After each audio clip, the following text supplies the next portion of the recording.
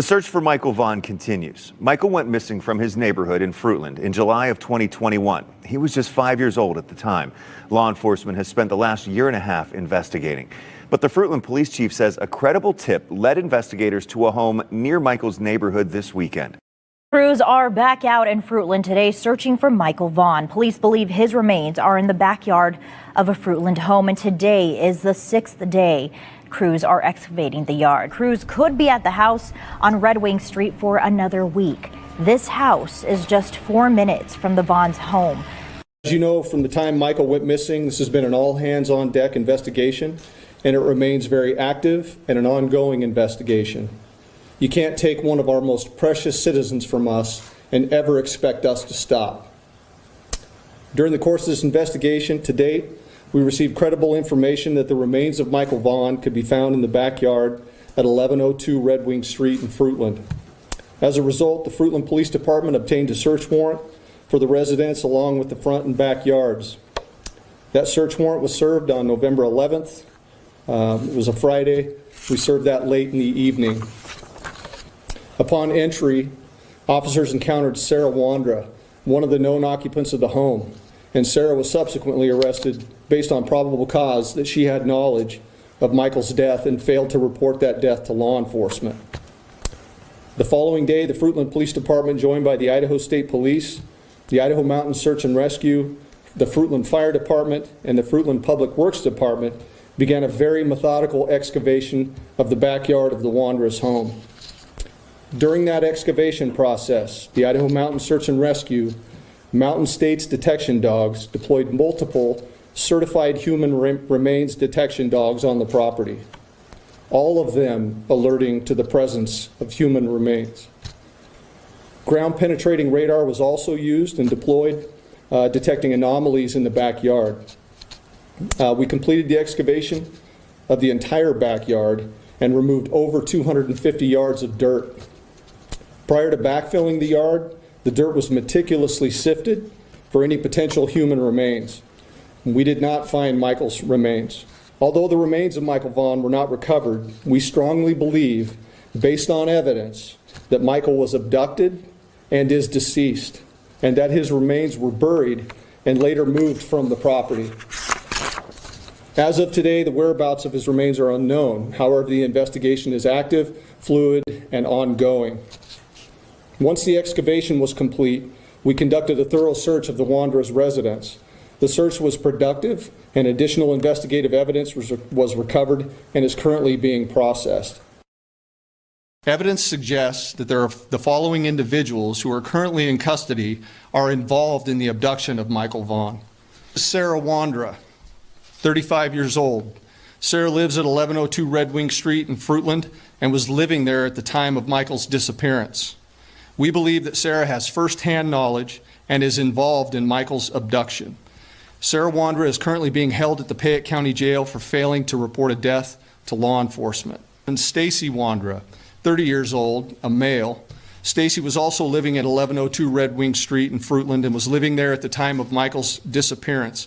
We believe that Stacy has firsthand knowledge and is involved in the abduction of Michael Vaughan.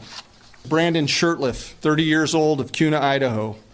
Brandon was living with Sarah and Stacy Wandra at 1102 Red Wing Street at the time of Michael's disappearance, and we believe Brandon has firsthand knowledge of Michael's abduction. Adrian Lucian, 32-year-old male out of Toledo, Ohio. Adrian was staying with Sarah and Stacy Wandra at 1102 Red Wing Street at the time of Michael's disappearance, and we believe that Adrian has firsthand knowledge of Michael's abduction.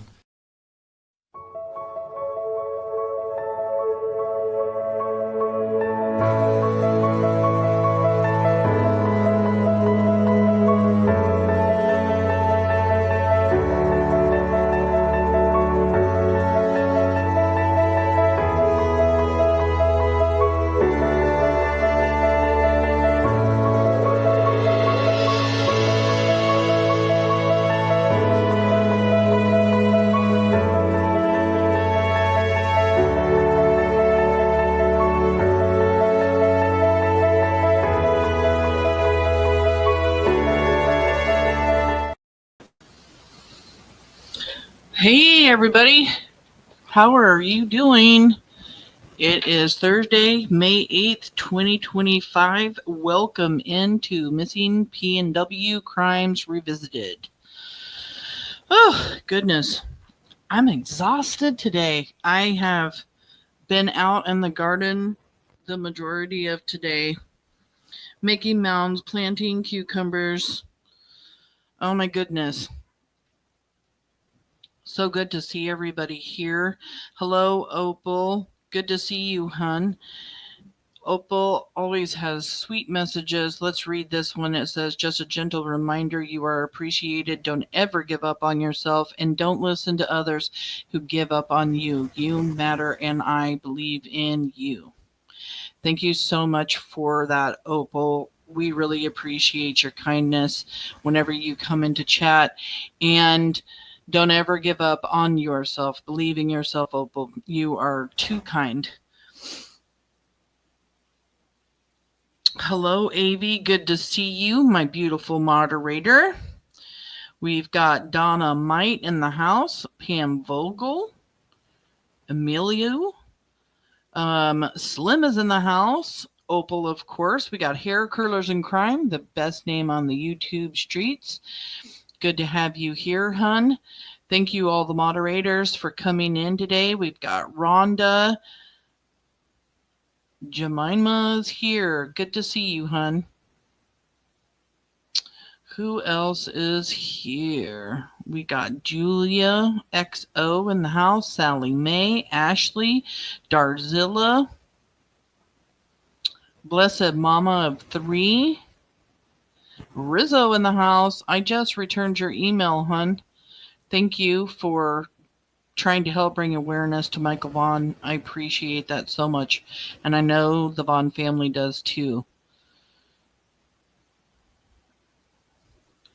I hope everybody's week has gone great. Callie Dime in the house. Hello. I have had an amazing week. It's only spring here in the Pacific Northwest, but it feels like summer. It's been hot. Me and my husband celebrated our 31st wedding anniversary on Tuesday, which was really nice. And we went out for dinner, and we went for a really long drive out in the country. Yeah. And then I got to spend time with my grandbabies yesterday. So this week has been great, and yeah, lots and lots of gardening getting done. Thank you, Avi. Yep, 31 years is a long time, and I don't see very many people together that long anymore. I mean, we've been together for almost 35 years, but we've been married for 31. I have actually known him and been with him longer than half my life. It's crazy. We met very young in our early 20s, and we've been together ever since. Oh, Brandy Lee, thank you so much for coming in. And another super sticker here. Brandy says, thanking you again for all you do for Michael Vaughan's family. Well, thank you so much for coming in. I appreciate you. I can't do this without you. Brandy has us dancing in our seats at the beginning of the show, so here we go. Thank you for being super.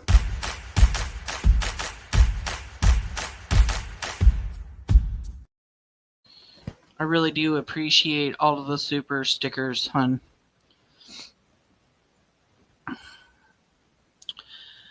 So,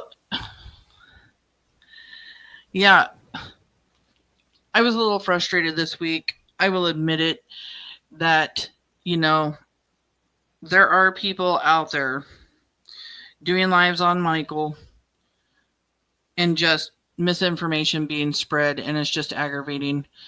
I'm not going to name names, but stop the misinformation. Stop trying to convince people that there is something out there when there's not anything out there, trying to convince people of whatever it is you're trying to convince people of. Just stop the BS. That's what I got to say about that. Stop the BS.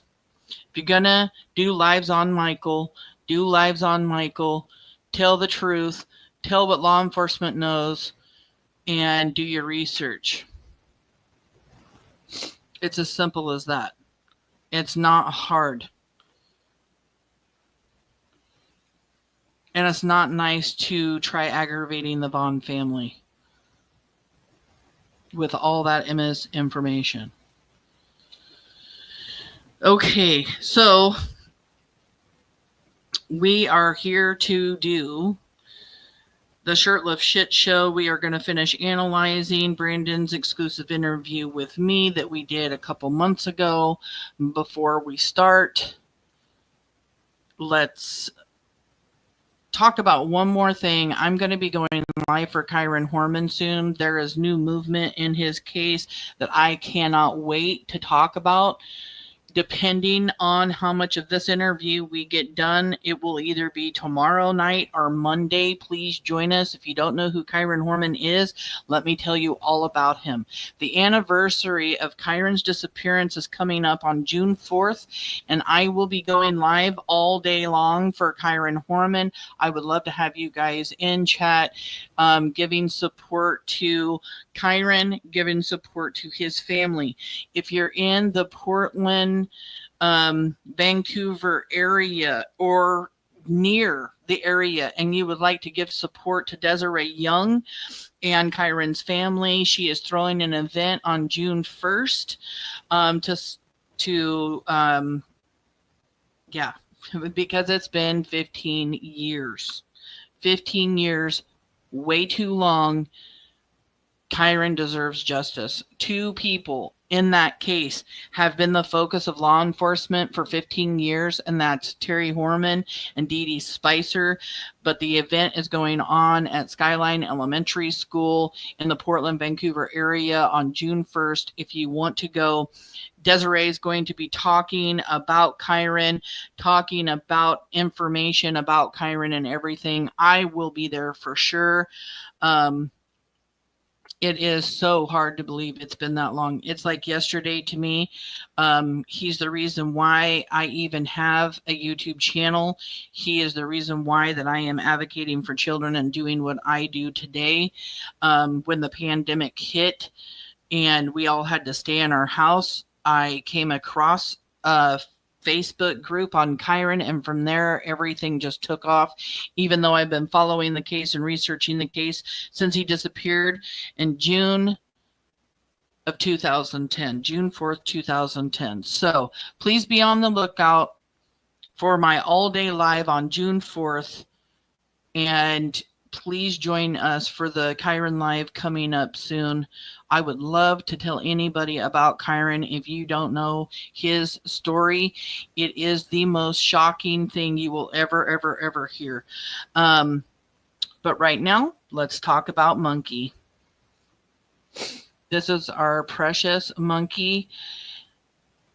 He was abducted on July 27th, 2021 in his neighborhood, and there are 4 named suspects in Michael's abduction and murder, and they are Stacy and Sarah Wandra, Adrian Lucian, and Brandon Shurtliff.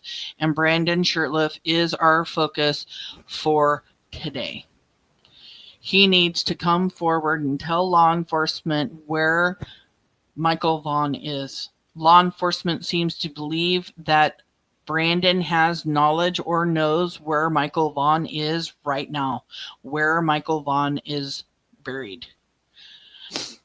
It's very unfortunate that we are still here today after we have heard Brandy beg and plead these suspects to come forward and tell law enforcement where Monkey is. They need answers. They need the peace. They need to be able to put Michael to rest properly. And the only way to do that is if one of the suspects comes forward. The plea deal that came to Brandon in Livingston, Montana, an investigator, the state's prosecuting attorney, the sheriff from Livingston, Montana, shows up looking for Brandon Shurtliff. Brandon Shurtliff is nowhere to be found. He wasn't in Livingston. When they got there, they spoke to his now ex-girlfriend and a family friend of his, and Brandon spoke to the investigator over the phone and the prosecutor. He was offered a plea deal to tell them where Michael is and get the death penalty off the table. And the death penalty in Idaho now is the firing squad. We're going to talk about that in a second.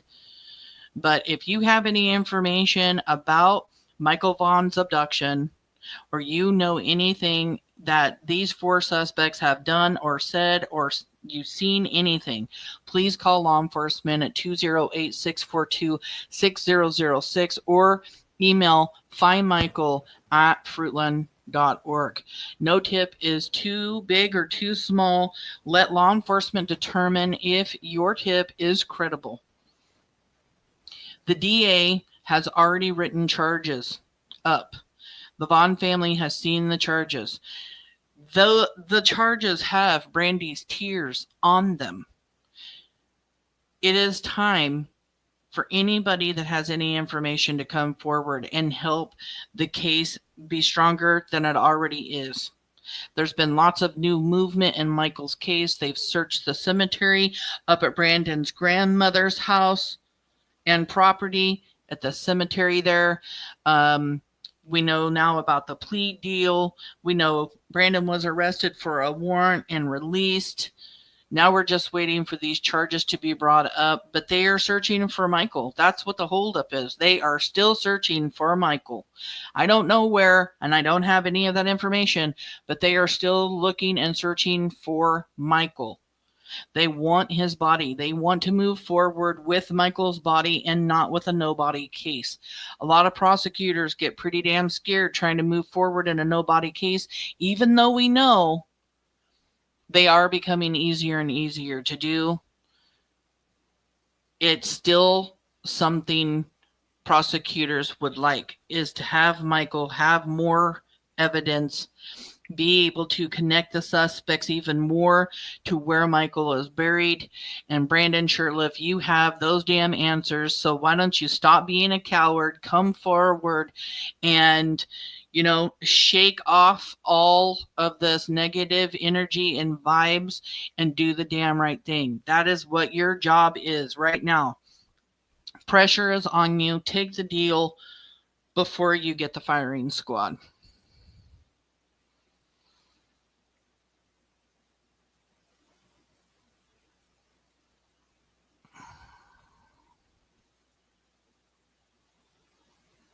I just want to share this real quick for Brandon.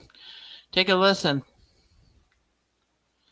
because this is what you're facing if you don't take that plea deal. Today, Governor Brad Little signed a new law making the firing squad the state's primary method of execution. The law will not go into effect until July of next year, which will give IDOC time to remodel a facility capable of a firing squad execution. According to the Idaho Press, Idaho is one of only five states authorizing the use of a firing squad. We could be the first to use it as the primary method. Last week, South Carolina became the first state to execute an inmate via firing squad in the last 15 years. Hear that, Brandon? It is time. Hold on one second.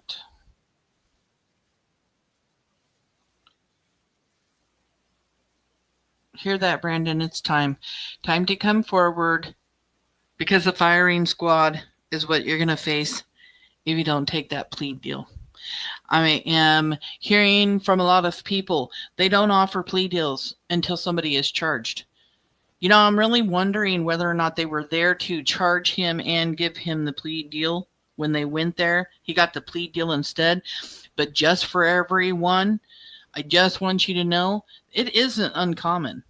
It may be the law that you don't offer a plea deal until there are charges, but it isn't uncommon for charges to be brought up and a plea deal to be made, even though that person has not been arrested yet. That is not an uncommon thing. It happens all the time. So, Brandon, take the plea deal.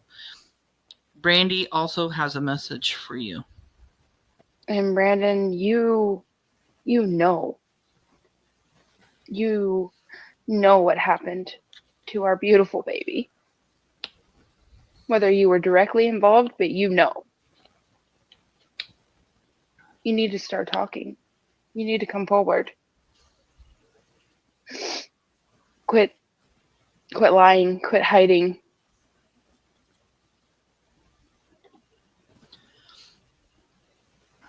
Please tell us where Michael is. Let our family have some rest, please. Let us bring our baby home. We've worked tirelessly, endlessly. Law enforcement,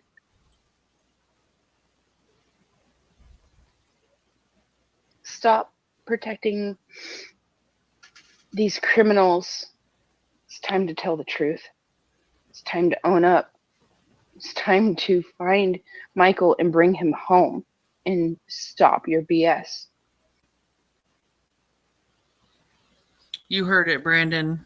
It is time to tell the truth. Stop playing games and give the Vaughan family some peace and tell the world where Michael Joseph Vaughan is.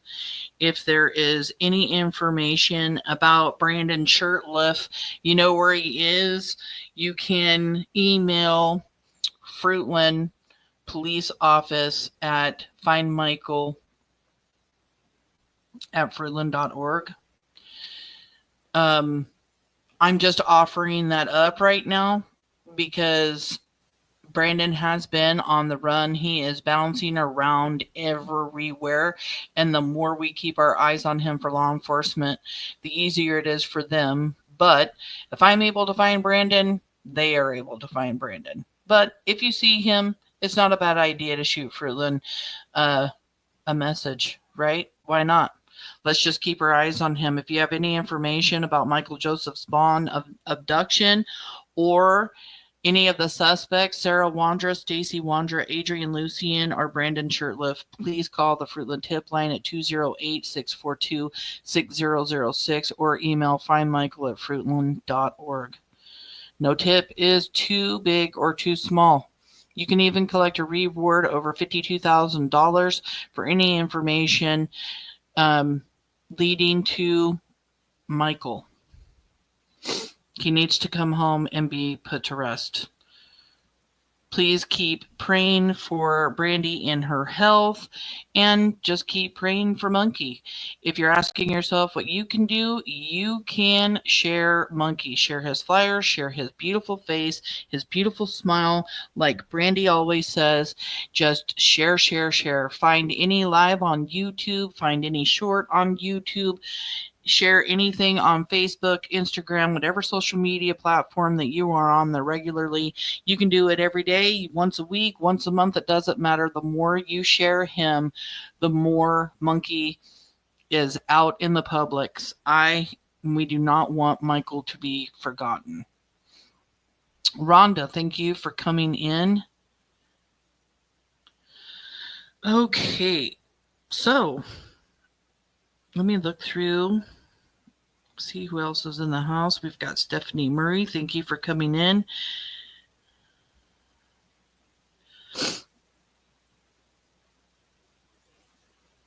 I have not, Callie. Callie says, have you heard the press conference where a viewer describes how a firing squad works from beginning to end? It's crazy.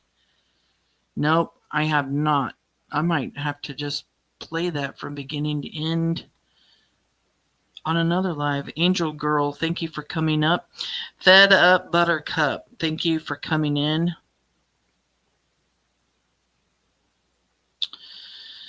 All right. Country Kitchen is in the house. I hope you are all having a blessed day, she says. I pray for justice for Monkey and a healing miracle for Brandy. I also pray for peace for their family. Thank you for that.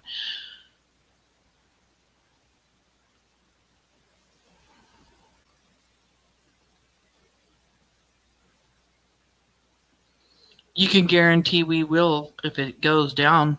I tell you that, Slim, right now.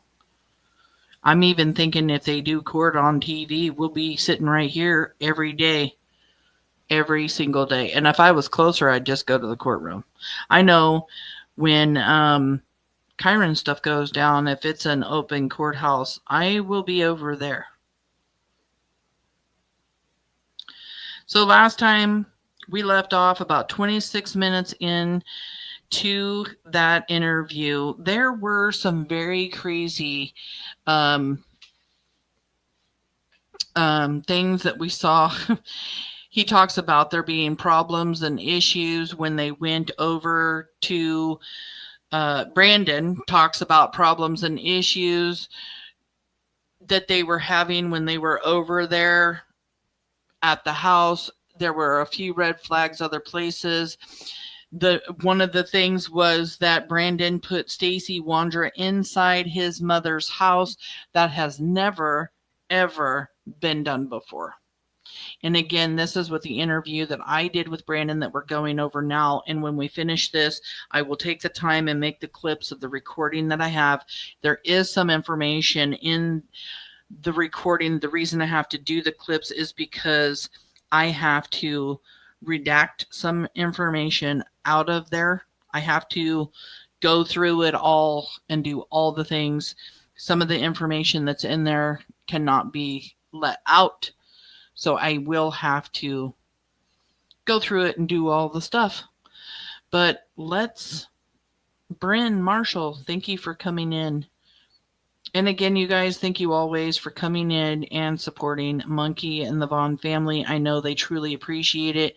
I did throw up a couple of links. You can click on the Mill Train link. You can purchase one particular restaurant. You can purchase a gift card that has several different restaurants that they can order from.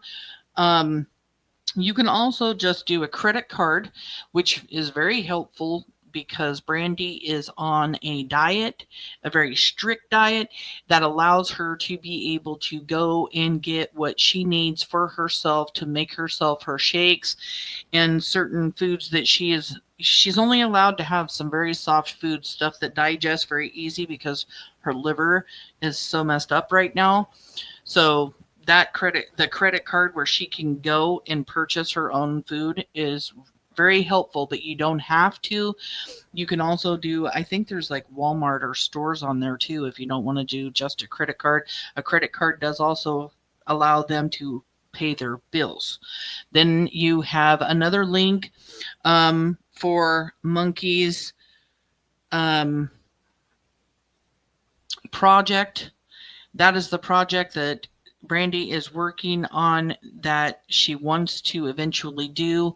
You can buy sweatshirts, hats, coffee mugs, water cups, necklaces. There are t-shirts, there are zip-up hoodies, there are pullover hoodies. They come in black, blue, pink, and red. You can choose from any of those. I did get a message from someone saying that they never got any confirmation on what they had purchased. If that happens to you, please email email Monkey's Project. Let them know if that happens. I haven't seen that happen before, but if it does, that Monkey's Project is like a little place where families are going to be able to go, almost like a little park or maybe even a camping area. Brandy hasn't really decided which way she wants to go, but families can go there, relax, a safe place for families that, they can get dirty and dig in the mud like Michael liked to do. He loved to get dirty and play in the mud.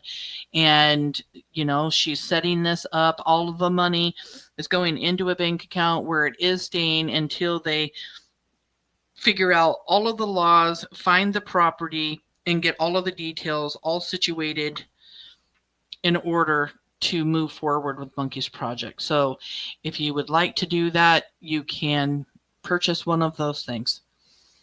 I know the family would really appreciate anything that you want to do to help or just spread awareness for Michael. Okay.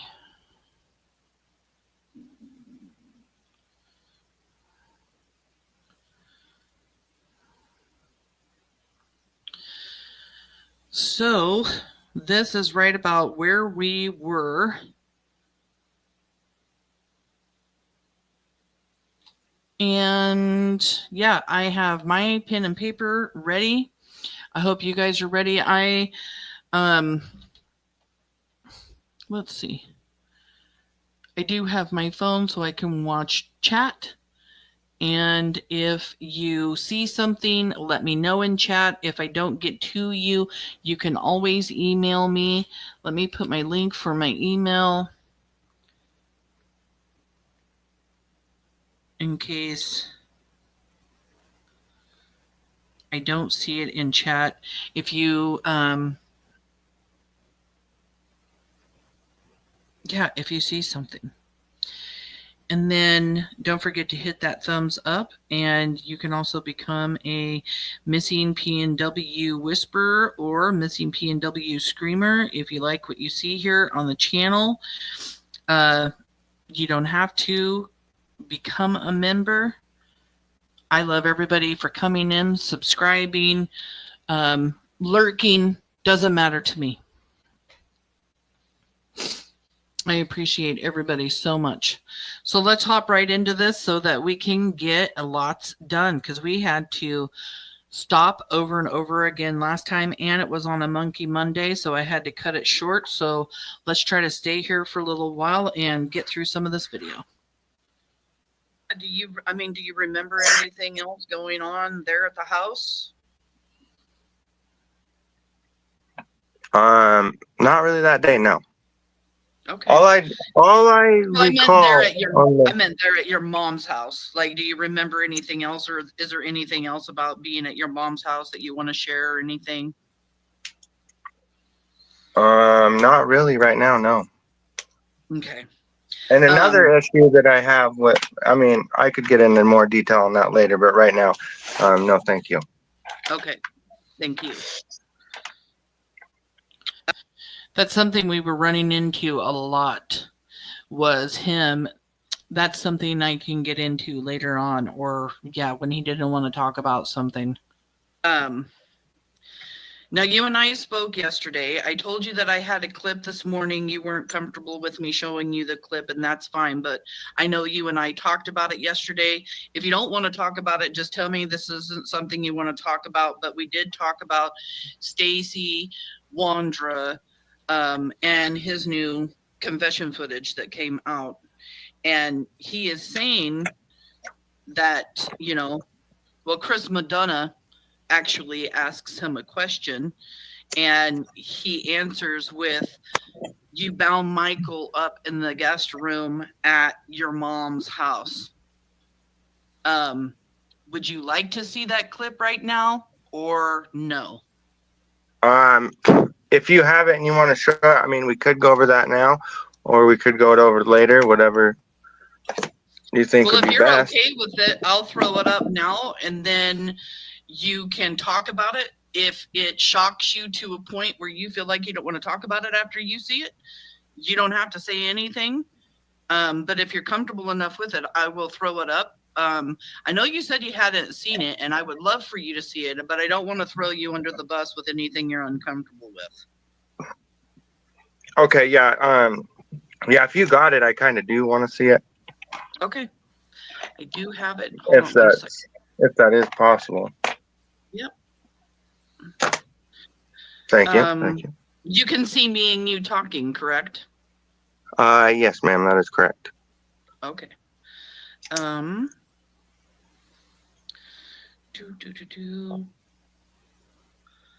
on, where is it?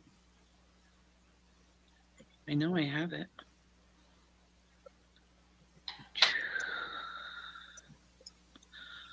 Hold on, I'm looking. If you want to, after you watch it. Okay. You guys, when you came back, why did you come back here? What do you mean, came back there? Yeah, like the next day, like you shared with us that, Brandon put him in the guest room, bound up, but then the next day they moved him back here. I just want to go back a little bit and review this because Chris Madonna says that Brandon, or that Stacy,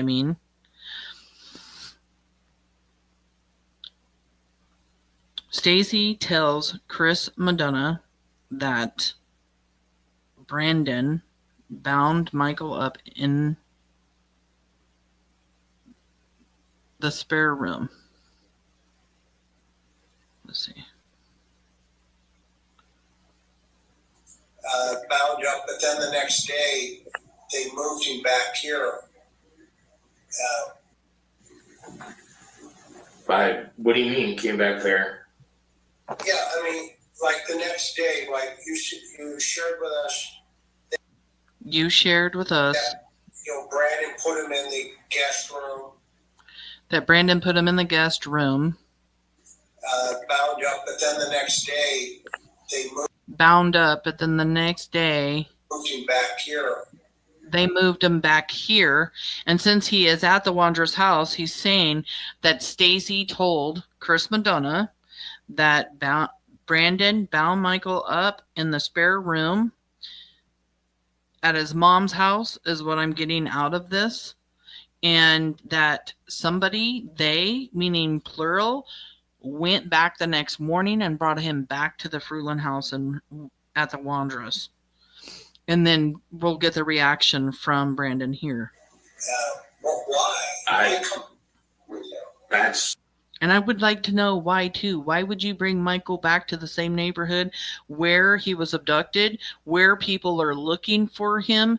In my personal opinion, it's the stupidest thing that a criminal could do, but I'm happy that they're that ignorant.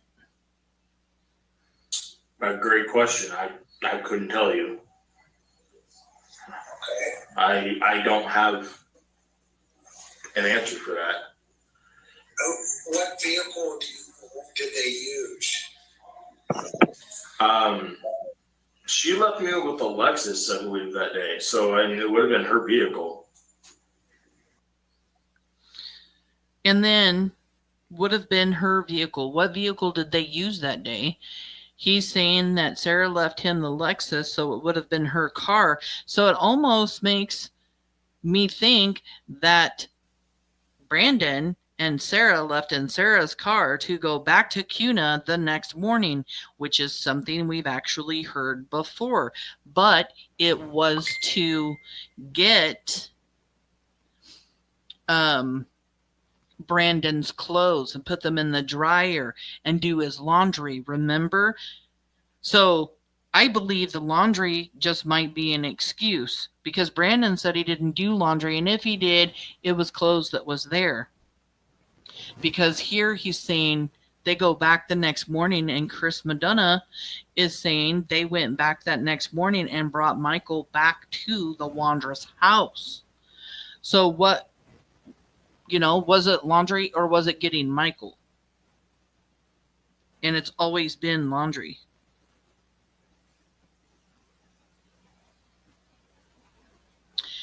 And we know Stacy is a liar. Let's see what Brandon's reaction is.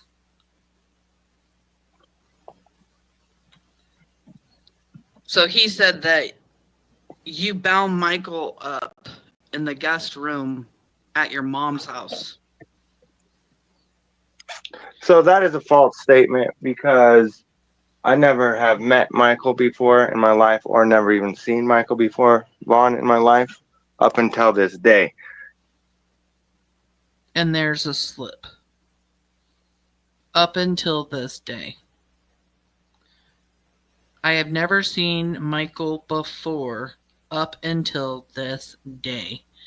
And this is at 31 minutes, 10 seconds where he slips about knowing Michael. In my opinion, this is a slip. I want to go back. And also, this is a false statement.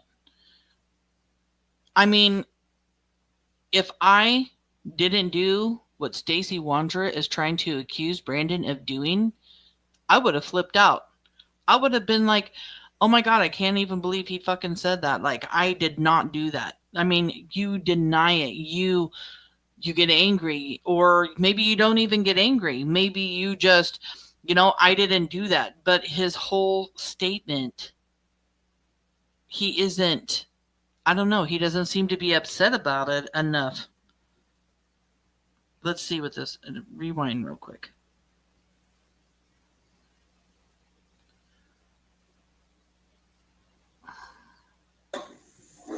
That's a great question. I couldn't tell you. So that is a false statement because I never have met Michael before in my life or never even seen Michael before, Vaughan, in my life up until this day. And as far as anybody getting tired, I need to put up the closed caption here. Hold on.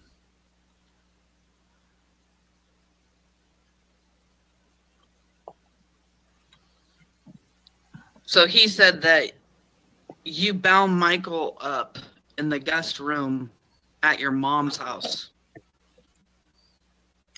so that is a false statement because I never. Or yeah, like Jen is saying, it just should have been a no. Exactly. Have met Michael before in my life or never even seen Michael before, Vaughan, in my Never have met Michael Vaughan in my life up until this day. Up until this day. I just believe that is a huge slip. I think he's talking about that day that Michael was taken. And as far as anybody getting tied or kidnapped at my house, And as far as anybody getting tied or kidnapped up at my house, well, nobody said anything about tied. We're talking about being bound with duct tape. And he doesn't mention duct tape. He doesn't we don't mention, like, his wording, getting tied or duct taped up. What does he say here? Because the CCT. my life up until this day. And as far as anybody getting tied or kidnapped at my house, this or that, any of that crazy off the wall accusations, that did not happen. To the best of my knowledge.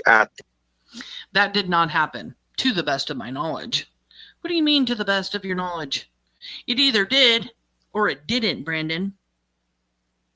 What do you mean, the best of your knowledge? You're going to know if you kidnapped a child. You're going to know if you duct taped them or bound them up. You're going to know. This whole best of my knowledge is it's just crazy. It doesn't make sense. His wording makes him look like a liar. His wording is telling the truth while he's trying to deny having anything to do with binding Michael up. And now that we have talked to Daniel Guthrie, he told us that one of the investigators that he spoke with said that one of the things they had against Brandon was the fact that he, trigger warning you guys, I'm sorry, bound Michael up with duct tape and suffocated him and put him in a garbage bag. That is what was said. It is so sickening to know this. It is the absolute worst case scenario. We don't want to hear this kind of information. We don't want to hear these kinds of details, but this is the truth. These suspects need to know we are going to keep talking about this information, even if it's hard for the public to hear. Imagine what the Vaughan family goes through when they hear this information. When they heard, Brandy herself heard this interrogation tape a year before it was even put out. She barely could even sleep after hearing this. And the suspects just want us to keep sugarcoating everything, and I'm over it. No more sugarcoating. We're talking about it.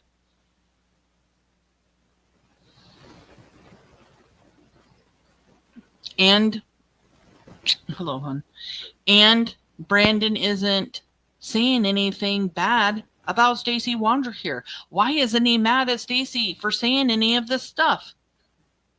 I would be angry. I would be pissed off if somebody was saying this about me and he isn't saying anything bad about Stacy here at all. Yeah, Kelly, to the best of my knowledge, come on. To the best of my knowledge, he's so full of shit. And thank you for bringing that up, Jemima. The dogs hit at Tina Mariel's house, at Brandon's mom's house. There's a reason for that. And many people, even though we don't know what law enforcement knows, we are starting to think or see that Michael was unalived at Tina Mariel's house. That is what this is looking like.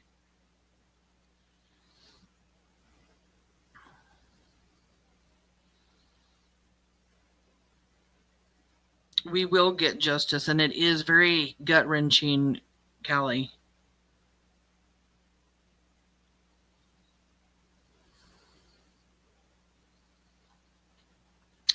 Okay, let's continue here. His time right now. Yeah, because he's in this too, as you heard. He's saying that, you know, they... Or actually, Chris Madonna says, and they went back to the house. Did you guys go back to the house the next morning? Go back to your mom's house the next morning? I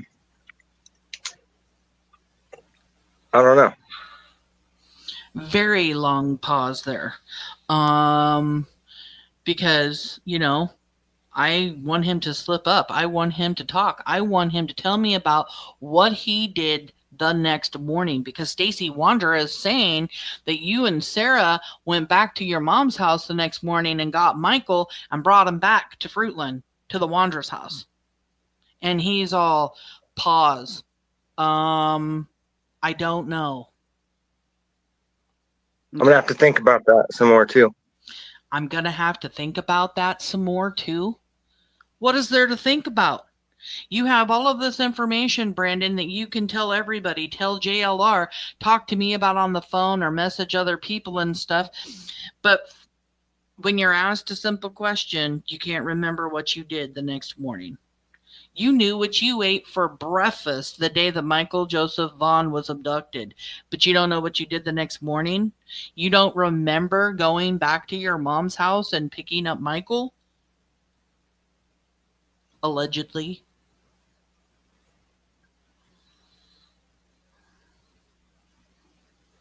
And Callie points out, no, he doesn't say anything bad about Stacy, and it's all to the best of his knowledge. That's crap, and Brandon knows it. Exactly.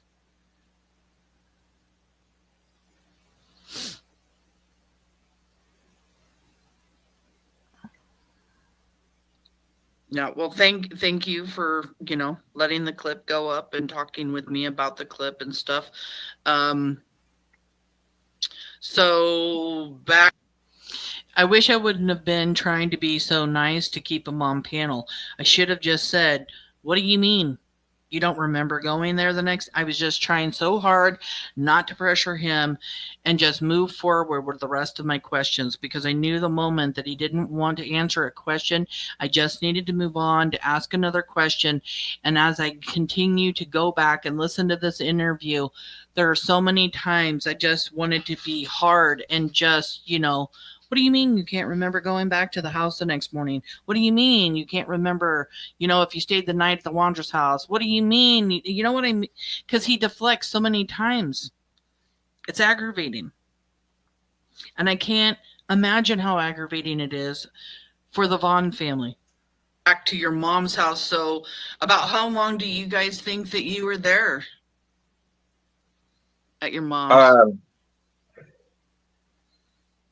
Earlier in the day or later in the day, or what time in the day? What we're gonna... He's so messed up right now. I never noticed this before. He is stuttering around. I am asking him how long he was there at the house that evening. He's like later in the day, earlier in the day, or what time in the day, where are you going? Like, he is confused, and it's all because his mind is stuck about the night that Michael was abducted and what he did to Michael, in my opinion. I have to clarify that up a little bit. And he's really wanting me to clear it up, clarify it, because he can't even friggin' think straight right now. Yeah, I mean, I'm not sure what time you got to your mom's. I know you're having a hard time remembering like times and stuff. Was it late? Was it completely dark outside when you guys left? Can you just approximate time of how long you thought you were there? So the only time I remember going to my mother's house that particular day was, like I say, probably after we had left Fruitland to go get. We took the departure route, if you may, to over there to go get a vehicle, and then we stayed there long enough. We took a departure route? What the hell are you talking about? What? After we had left Fruitland to go get. After we had left Fruitland to go get. We took the departure route, if you may, to over. We took the departure route, if you may. There to go get a vehicle, and then we stayed there long enough to get the key out, get the tow kit. Right there, he almost messed up to and then he stopped. Get the key out, get the tow kit. He almost slips right there. Listen. He went to go say and get every, and then he pauses. After we had left Fruitland to go get. We took the departure route, if you may, to over there to go get a vehicle, and then we stayed there long enough to get the key out. And we stayed there long enough to get and then he stopped and said, get the key out. So he pauses again right there. So this is at 33:13. I always write down these timestamps so that I can do like shorts for just like major pieces, red flags or whatever. But he is slipping right here. He almost said something, and then this departure route, like they took the main highway according to Stacy, and to Cuna, but they took the back road, instead of the interstate, they took a smaller freeway to go back to Fruitland because they were towing, which is something you would do. But departure route, it wasn't even a departure route. It was, he's confusing when he talks. I don't get it sometimes. He doesn't make any sense. They weren't switching vehicles. They were going from Fruitland to Cuna to go pick up his car that was at his mom's house to tow it back to Fruitland.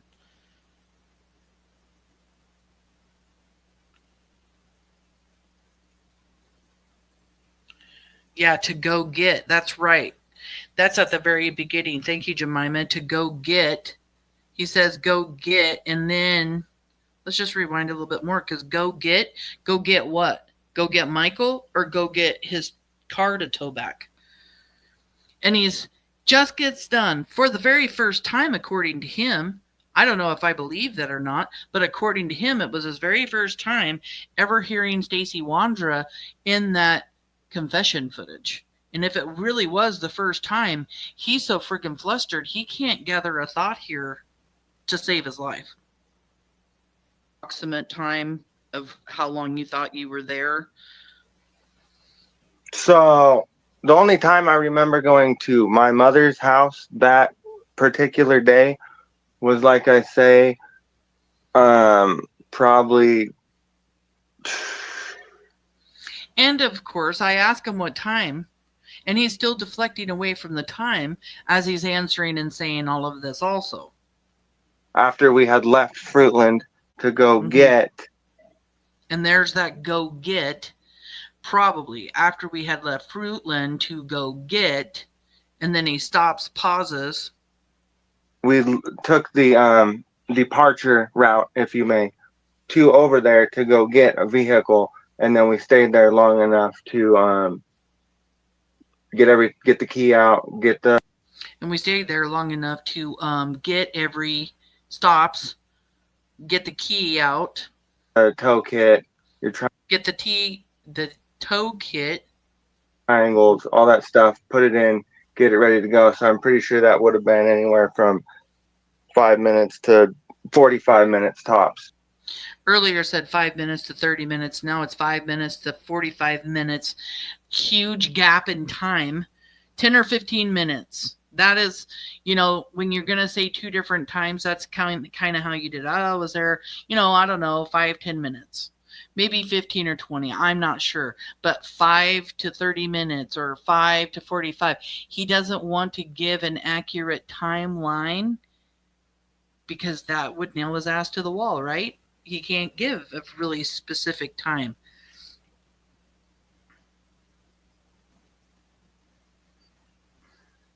So that is one time I do remember going to my mother's house at that time. And then I also remember my mother's house address getting blasted up on the internet and maps of it and this and that. And I've had a couple things of mine that may or may not have been hacked and just all sorts of things that could or could not have been happening. Oh, he seems like he's a little bit aggravated here. Why did he all of a sudden get aggravated? Because he got busted in something? Because he slipped? Because he's aggravated at Stacy for saying that he bound Michael up in his mom's spare room? He doesn't like that his mom's house is being blasted. His mom's house got blasted because law enforcement went there and dogs hit on his mom's house. People, the public, didn't blast Brandon's mom's house. It was all over the news.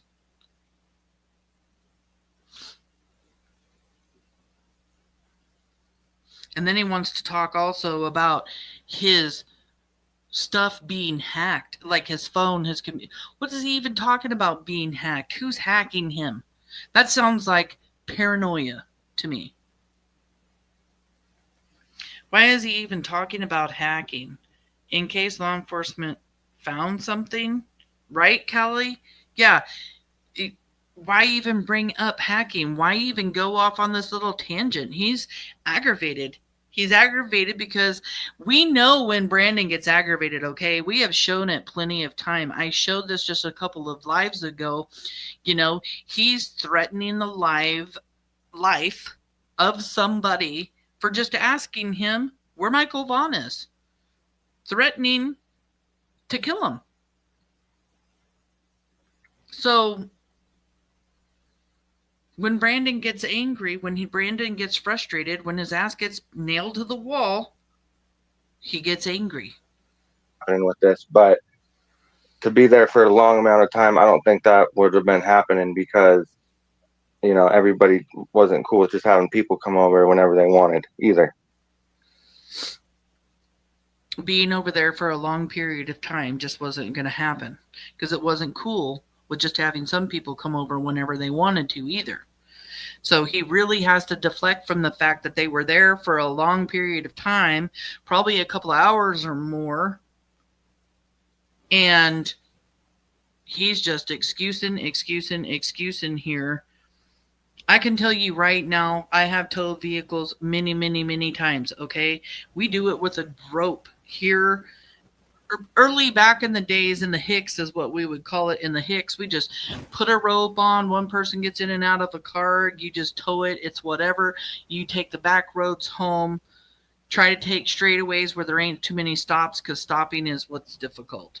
And we have hooked it up. It's going to take longer than 30, 45 minutes to hook it up and make sure everything is done correctly. But we know that's not the only thing they were doing there. They had Michael with them, allegedly. And if Michael was with them, things were going on in that house.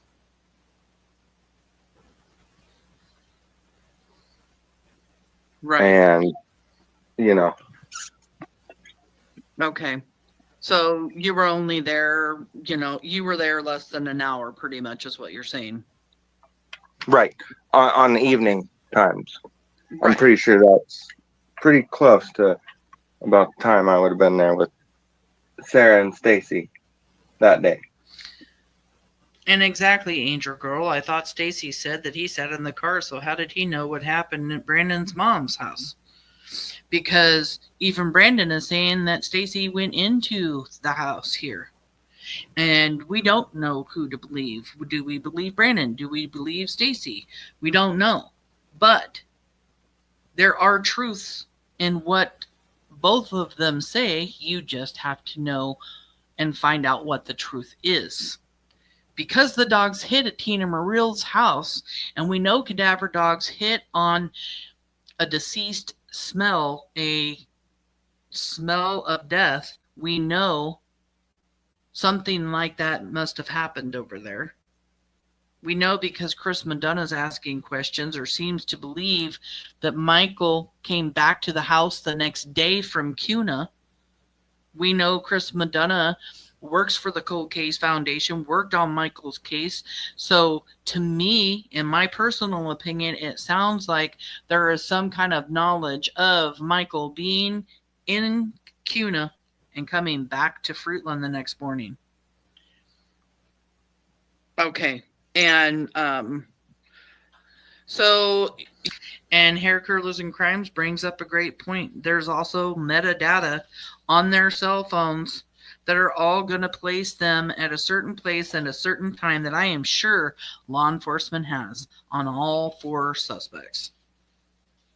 You guys were at the mom's. You were leaving to tow your car back. Tell me about the tow ride back to Fruitland.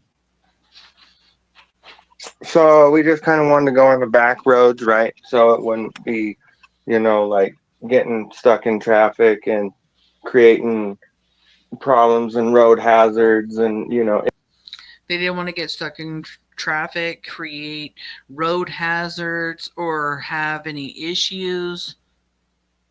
You took the black roads because you were towing your vehicle. That's what you say. What problems could have been created? What road hazards? What issues, Brandon, were you expecting?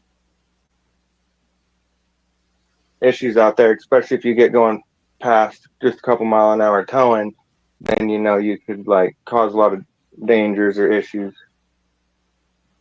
on the road. He's just nervous and flustered and doesn't know what to say. Yeah.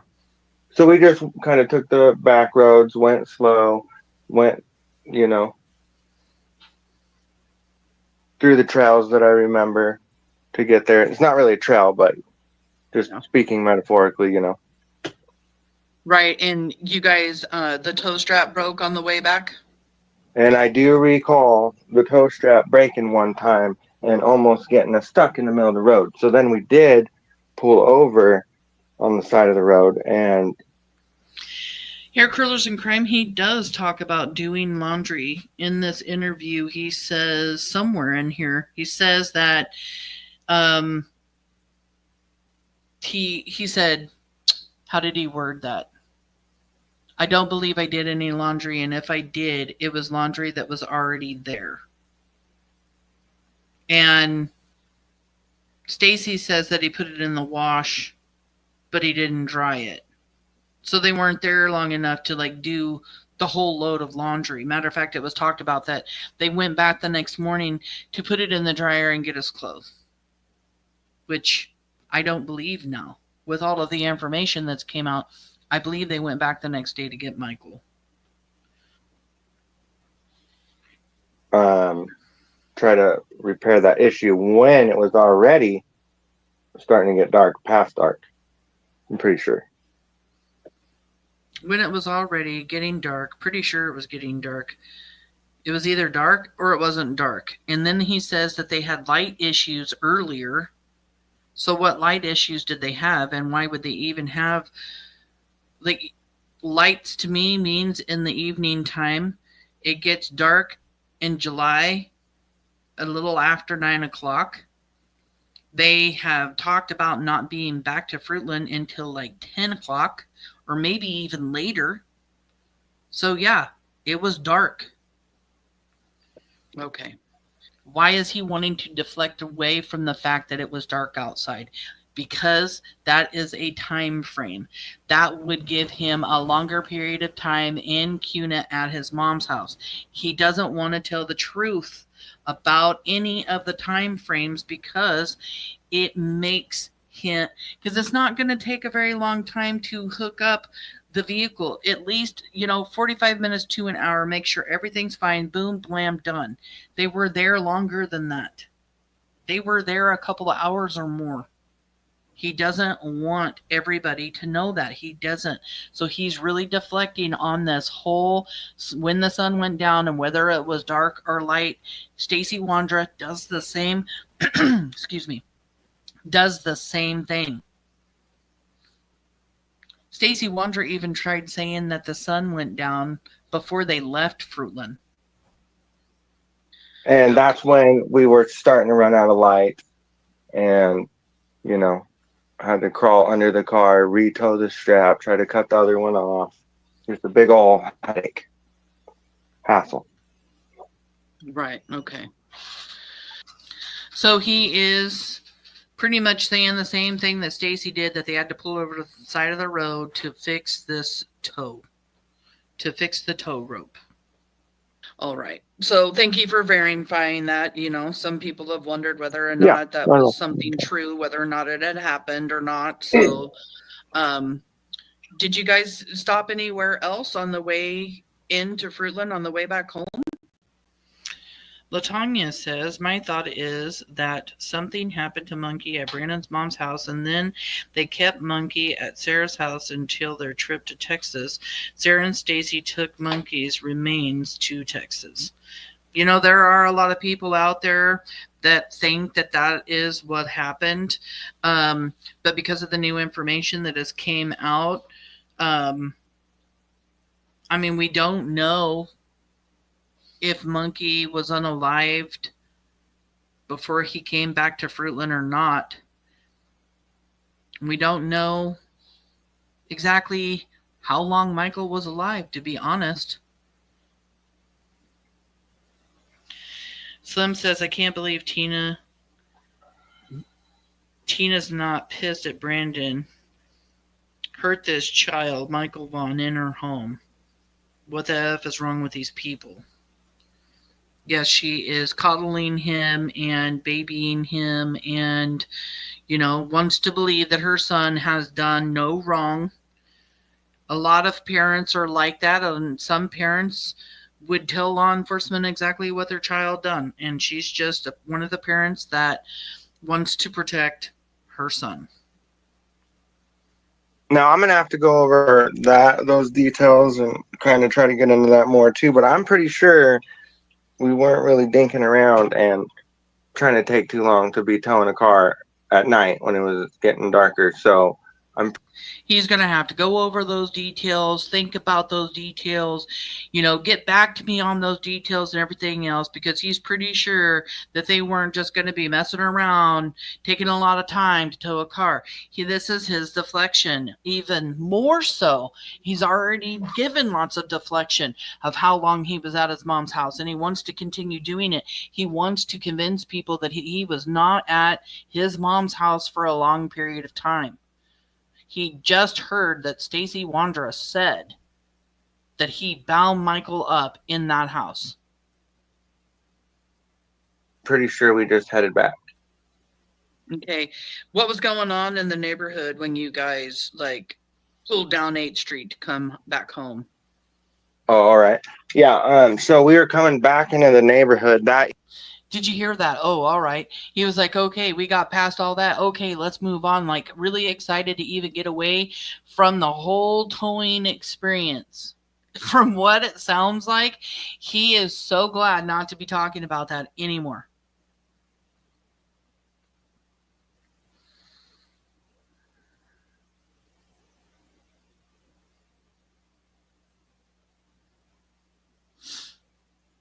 They didn't go to Texas until October. So they would have had to have kept Michael July, August, September, October. They would have had to have kept Michael alive for 3 months or kept them at their house for months before their trip to Texas. And then traveling, I'm sorry, this is, trigger warning everybody, but traveling to Texas with an unalive child in your vehicle, that's a huge risk. Lots of people think what you think, though.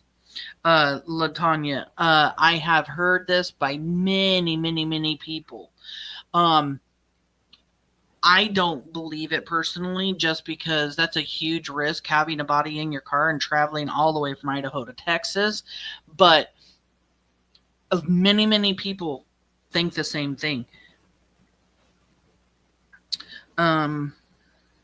Kelly says that we never get an exact time of how long he was at his mom's house for. It goes from 5 minutes to 45 minutes. It's about an hour.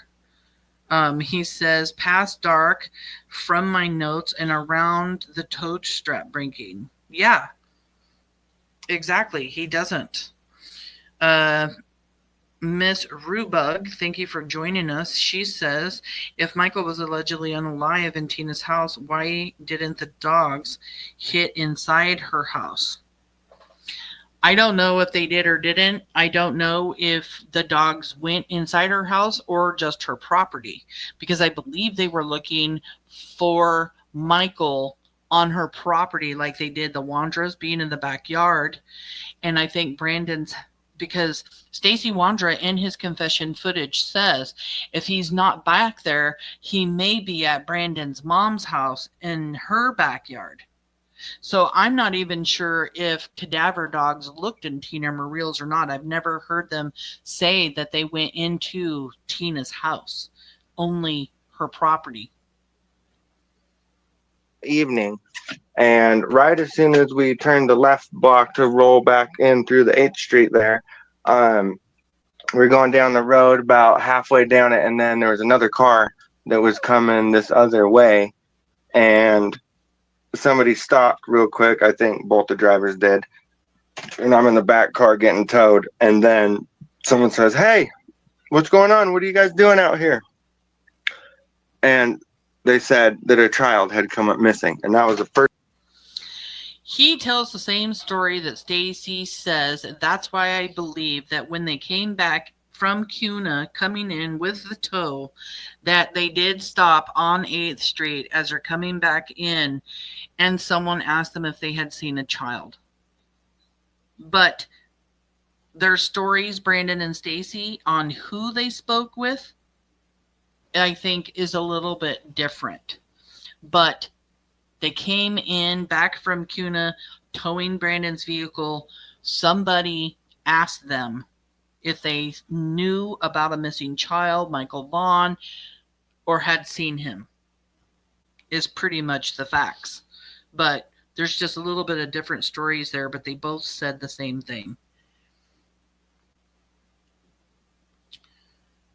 Hey, sassy girl, how are you?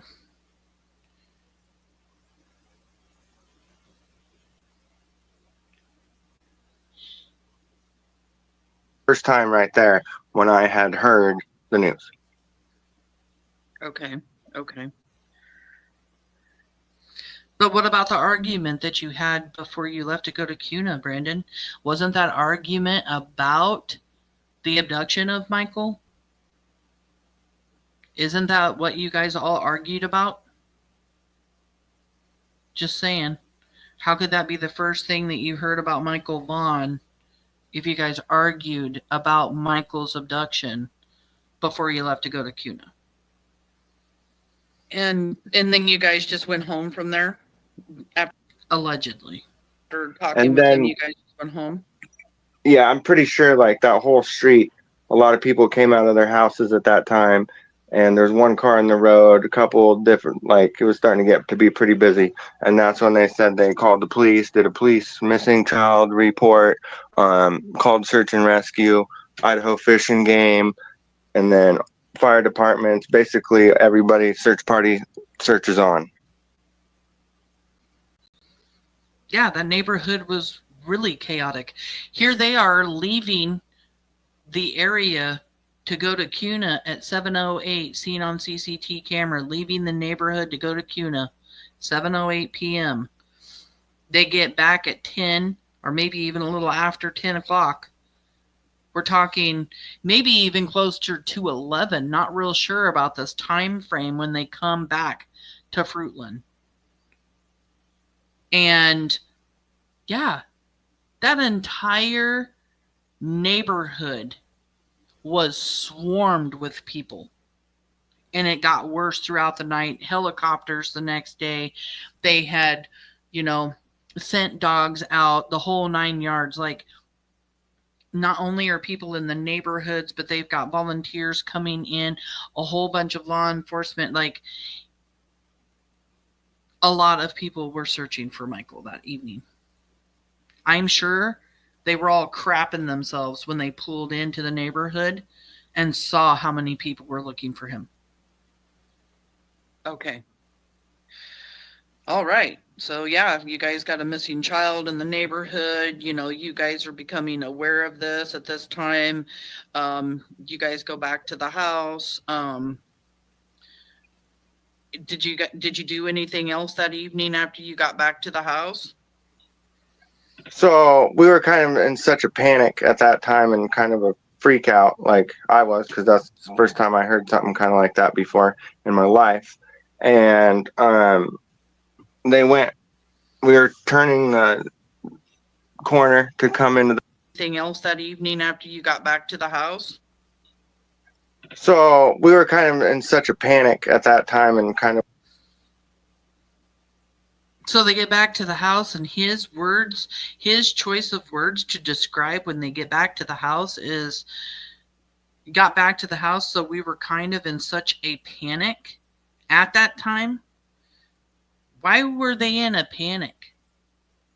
I mean, okay, a child's gone missing in your neighborhood. You want to do everything you can to help.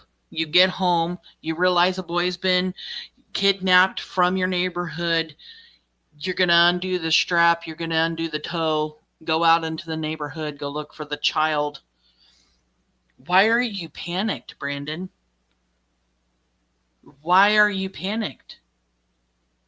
You get panicked about the child missing in your neighborhood when you have some kind of involvement or knowledge of the abduction. That's when you panic. So to me, here at 38 minutes, 17 seconds, he's got another slip here talking about having panic, feeling panic when they got back to the house. Why? Because you imagine this. Put it in your brain and think about this. You and 2 of your friends have just abducted, or 3 of your friends have just abducted a child. You have just taken this child to somewhere. You're coming back into the neighborhood where you just abducted this child. You're coming down 8th Street. All you see are people walking around. All you hear is people screaming, "Michael, monkey, Michael, where are you?" Looking for this child. You continue to go down 8th, and then you go to pull into your subdivision, which is several blocks back to where your house is, there at the Wanderer's house. And as you're doing that, more people are hollering Monkey's name, calling out for Michael, looking for him, people looking in garbage cans, people, lurking and searching in yards, looking up in trees, looking down in bushes, looking everywhere they possibly can for a child or where a child might hide if they were scared or lost. and he walks into the house. Yeah, you're panicked because you just saw hundreds and hundreds of people in your neighborhood looking for the child that you and your friends just abducted. That's why you're panicked.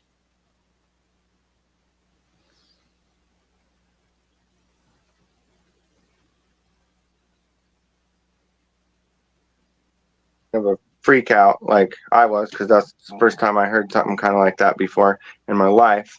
And we were turning the Welcome in, McSporin from Scotland. Good to see you. corner to come into the house right there, and I'm pretty sure we pulled over the side of the sidewalk and over by where the other car was. So we were kind of in such a panic at that time and kind of a freak out like I was, because that's the first time I heard. And then he says panic and freak out. Wait a second. Hold on. Anything else that evening after you got back to the house? So we were kind of in such a panic at that time. We were in such, okay. We were kind of in such a panic at the time. And kind of a freak out. And kind of a freak out. So he's talking about being in a panic and such a kind of freak out. What do you got to be freaked out about? What are you panicking about? Freak out and panic? Really? Out like I was, because that's the first. At that time, and kind of a freak out like I was, because that's the first time I heard something kind of like that before in my life. That I heard something like that before in my life. So now he's just kind of covering up what he realized he just said about being in a panic and being freaked out, because for the first time I've ever heard anything like that before. And we were turning the corner to come into the house right there, and I'm pretty sure we pulled over the side of the sidewalk and over by where the other car was, and then everyone kind of started panicking. And then I remember, so they're pulling up, and Stacy even said they pulled the truck and the towed car up along the sidewalk in front of the house. And then he's saying, and everyone kind of started panicking. So he's saying panicking again once they got pulled over in front of the house. Going and saying, hey, we probably should go try to look for this kid, see if we can find him. Saying that they're panicking about going and looking for Michael. And I'm pretty sure me and Sarah got in her car and backed up, switched vehicles, and went and kind of tried to drive around the neighborhood a little bit and search for him. How many people here actually think that they could drive their car around to go look for Michael in the neighborhood? Don't you think that the neighborhood would kind of be blocked off to any cars like coming and going? I mean, I'm sure they let them in with the tow because they were like, okay, and that could be why they were even stopped to begin with, because they're wondering who's coming into the neighborhood, and you live there, so you are allowed to come in. But I mean, like, would they be allowing people in their vehicles to search the neighborhood for a child? I'm having a hard time believing this because of how small that neighborhood was. And if you have a bunch of people in your vehicles looking for the child, you're going to clog up the streets and stuff with so many people walking and everything else. It seems kind of dangerous to me.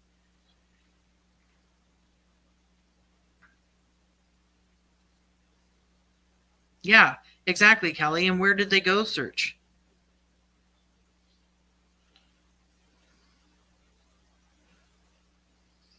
Did you hear how he emphasized search? Let's go back and listen. Thank you, Rizzo. Let's take a little listen right here.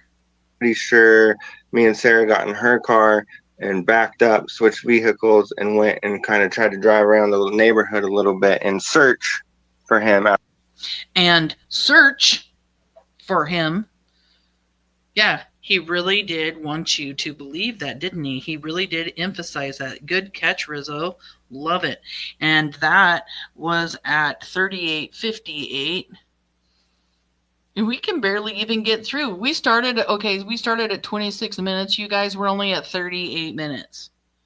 We're only 12 minutes into this, and it's because we're having to stop so much because it's verbiage. Like he's either slipping or not making sense or contradicting himself, or he is deflecting so much, or just straight up not making sense.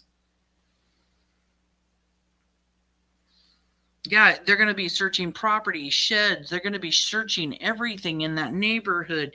It just doesn't make sense to me that they're going to allow a bunch of traffic, a bunch of people in cars looking, and you're not looking for a child out on the street. I mean, so many people out there, they would have noticed Michael walking around immediately, and search would have been over. They're looking for a child hiding, lost, scared. And then, of course, when they couldn't figure that out, and when the scent track ended for Michael, they called it an abduction, which is very rare. Only 4% of children are actually abducted by a stranger. At that time. And then the other neighbor came out and I said, hey, grab your lights. And, because they had better lights on that vehicle at that time. Are you talking about Carson? Yeah. Kelly says JH stated that they had to park and walk to the Vaughn's house. Makes me think they were not allowing cars in to search, or there were so many vehicles parked on the side of the road there was no choice. See, and that's what I'm kind of thinking. Like, it just doesn't make sense that there would be a ton of cars out there driving around in a neighborhood. It's so small of a neighborhood, you would want to be walking looking for a child anyway, not in a vehicle, because you can't see anything in that field when the grass was, up 3 to 4 feet tall. You can't go searching people's bushes, yards, and all of those kinds of things if you're in your vehicle. And if they did use their vehicle to go search for a child that they know that they abducted, it was only to be seen looking for a child. Maybe they stopped to talk to people so witnesses could say, I saw Sarah and Brandon looking for Michael. Because wouldn't you want to make some type of alibi for yourself that you're not someone in the neighborhood just sitting in your house, you're actually out there searching.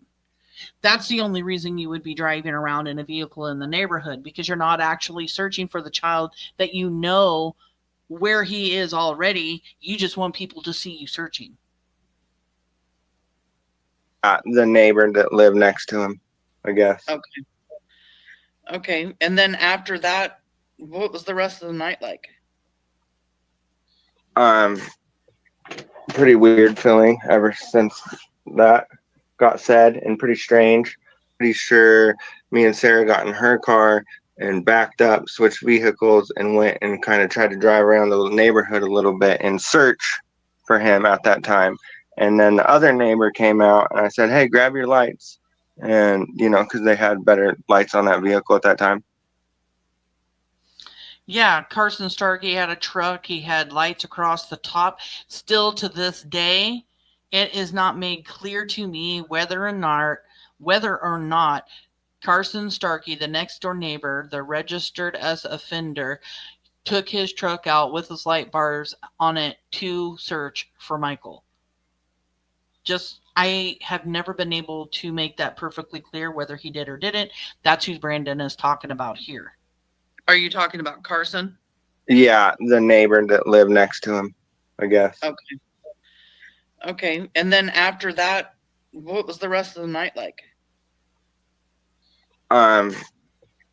Pretty weird feeling ever since that got. What was the rest of your night like? Pretty weird feeling ever since that.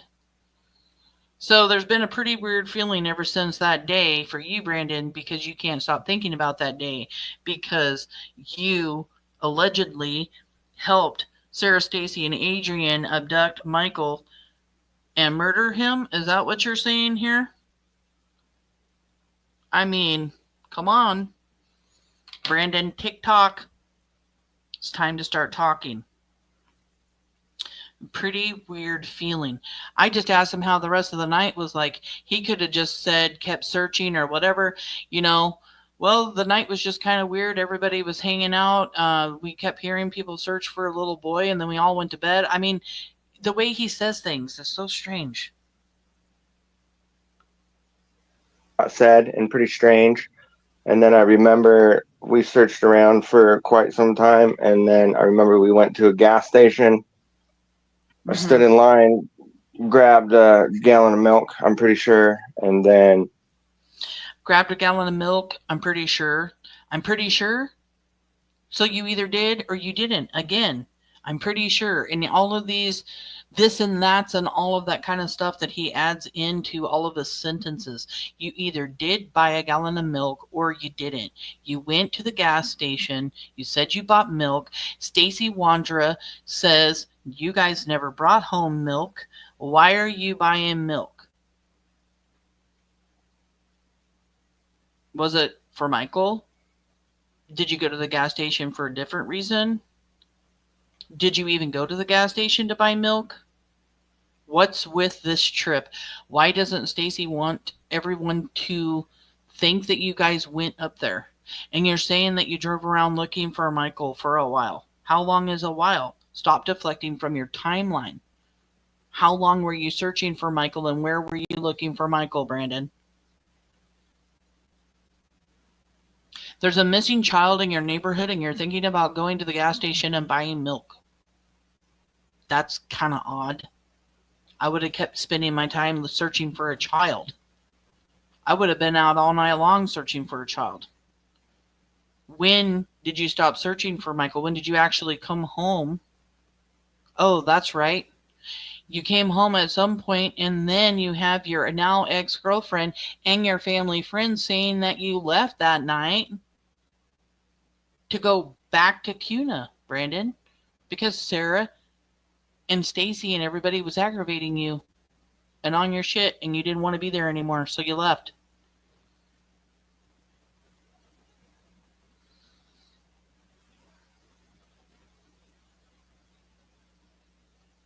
just kind of was in shock and awe and went right back out to the car. And that was that. Pretty weird feeling ever since that got said, and pretty strange. And then I remember we searched around for quite some time, and then I remember we went to a gas station. I stood in line, Talks about standing in line even at the gas station. That's kind of weird to me. And you're right, Kelly. He seems to be very specific about certain things, and then other things he's so vague about. He wants to just brush right over it and not talk about it, give any details about it or nothing. But you know he remembers it because it's mentioned, but then it's forgotten about. He doesn't want to talk about it anyway. More.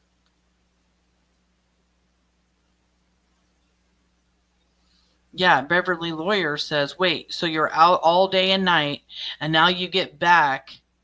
You're looking for a child and you go get milk. Like, you have to remember, they got up, they had breakfast, they've done all this stuff all day long. Yeah, you're going to help look for a missing child if you did, or maybe even if you didn't have anything to do with it. But you know how exhausted they are right now? And how high are they? Are they high right now?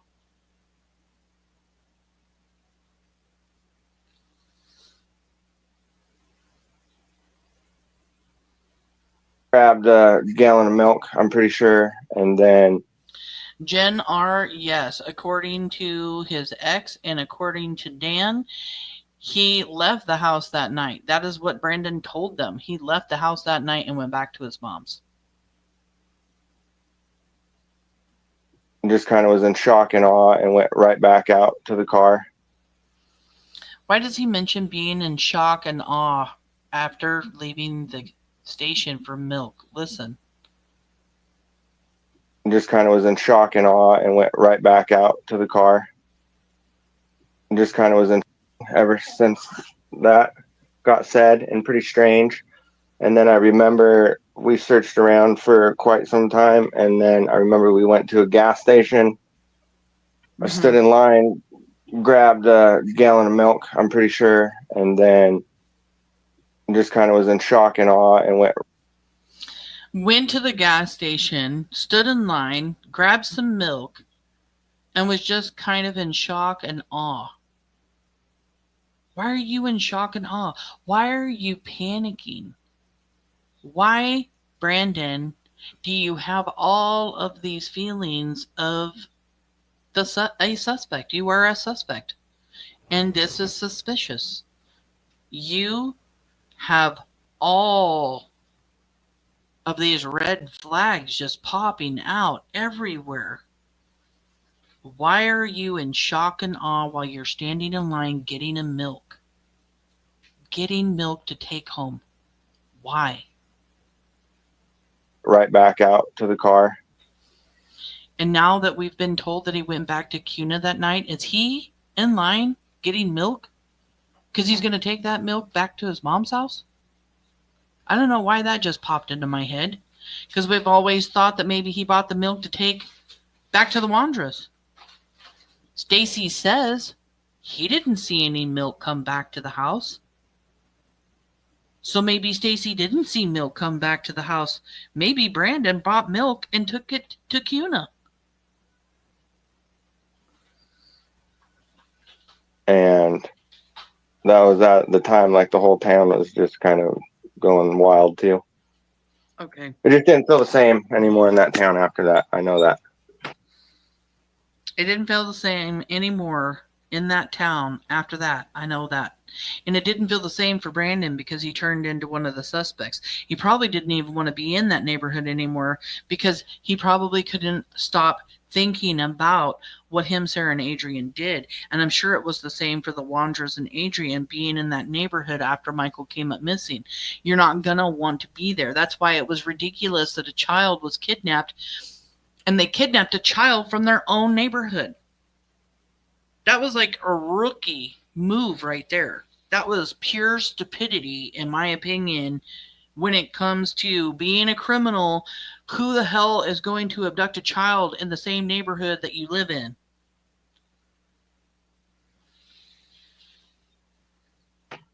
Right. Okay, so the other questions that we kind of went over yesterday was, did you know anything about Sarah and Adrian doing apps of any kind, or like trying to do any kind of like prostitution or anything? Asking him this question because I heard from Dan in a conversation not on panel that Brandon told Dan that Sarah and Adrian met on an app prior to Adrian coming into town.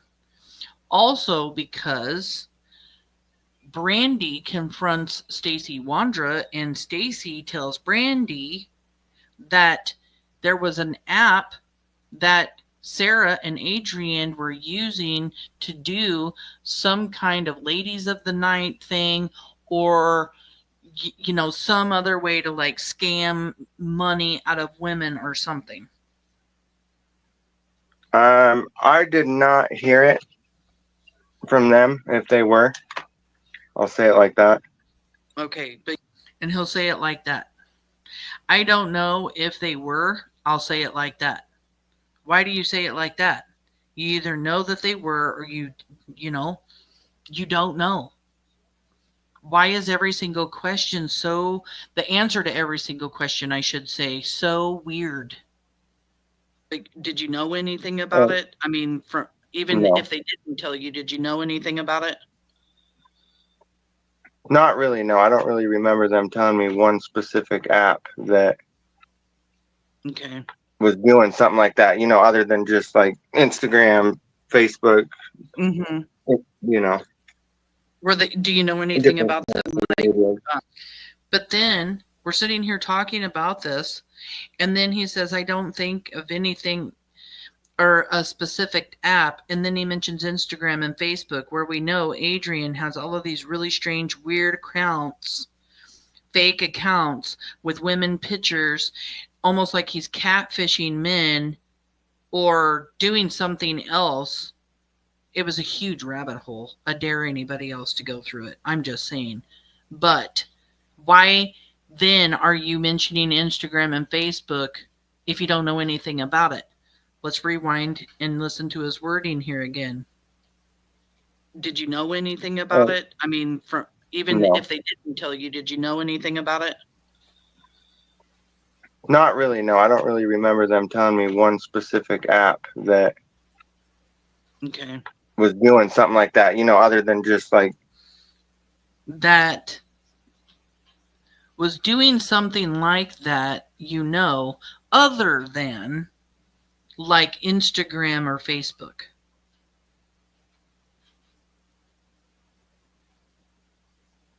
This is an admission to me. Know anything about it? Not really, no. I don't really remember them telling me one specific app that Okay. was doing something like that, other than just like Instagram, Facebook, Mm-hmm. Do you know anything different about them, social like media. trying to like scam people for money or anything?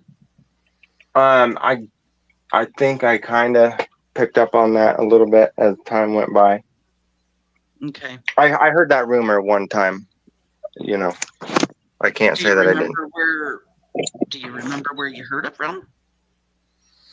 So instead of telling the truth here, he wants to say that he heard a rumor about it. Where did he hear a rumor from? Somebody that knew the Wandras or Adrian? Or is he just saying it was a rumor? So there's something about some kind of prostitution. He heard a rumor about it.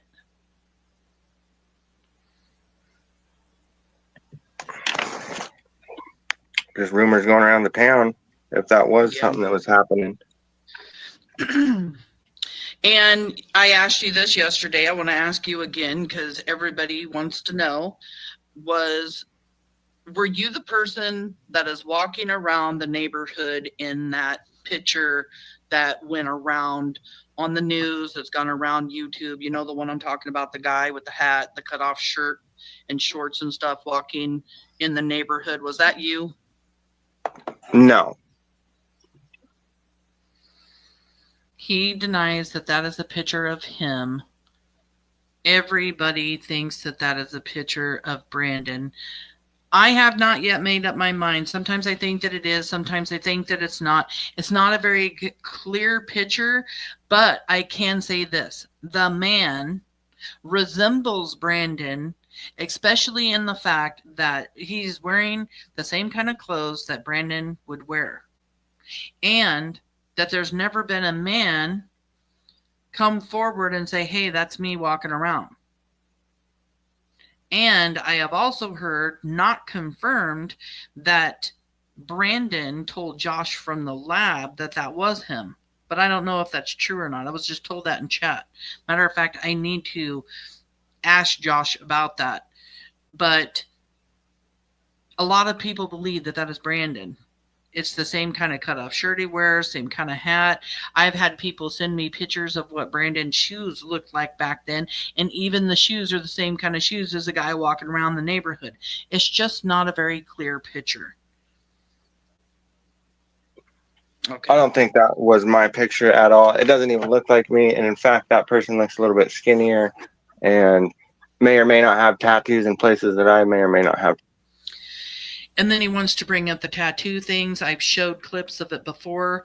Brandon used to write tattoos up and down his arms, his legs, everything. He was always taking ink and just drawing on tattoos. So the whole tattoo thing is not relevant to me because he could or couldn't have had one of those drawn on tattoos that he does on himself. And personally, when I look at the picture, I can't even see any tattoos. Show me a tattoo. I see dark spots. I see shadows. I don't even see tattoos. Brandon doesn't have them. So that is a little suspicious to me as well. Tattoos. Okay. So it just looks like a totally different person to me personally. Right.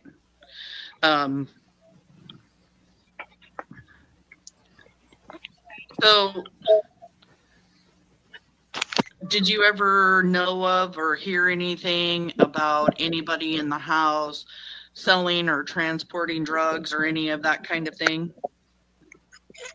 Not really at that time, no. Okay. And when you were looking over in the field, when you said you and Sarah, yes, Sarah suspicious brings up a good point here too. You're going to know if that's you or not on camera. The fact that he is all, yes or no, I don't think that's me. The way he just goes back and forth on it, you would know if that was you or not. And the fact that he says that the guy's really thin, well, they were all doing drugs back then.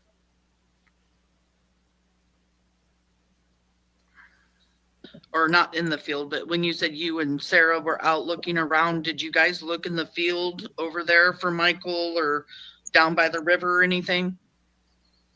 Yeah, I'm not exactly clear if it was right then at that time or if later the next day or whatever, but at that time at night we were just driving around in the car kind of shining lights out in fields and kind of looking over by stuff like that, but not getting out of the vehicle and searching as good as the other people were searching. No. See, so to me, that is saying to me they wanted to be seen out looking for Michael. They have flashlights to look out on the field, but they're not out looking, like he even says, like other people were looking. They were just driving around. And then he says he can't, I don't know if it was that night or if it was the next day. And then he goes, but that night we were just in the car with lights looking. So he can't talk about whether or not they went down towards the river or walked through the field, but then turns around and knows exactly what he was doing. He was driving around using a flashlight, shining it. My daughter's trying to call me. Hold on, I got to turn this off.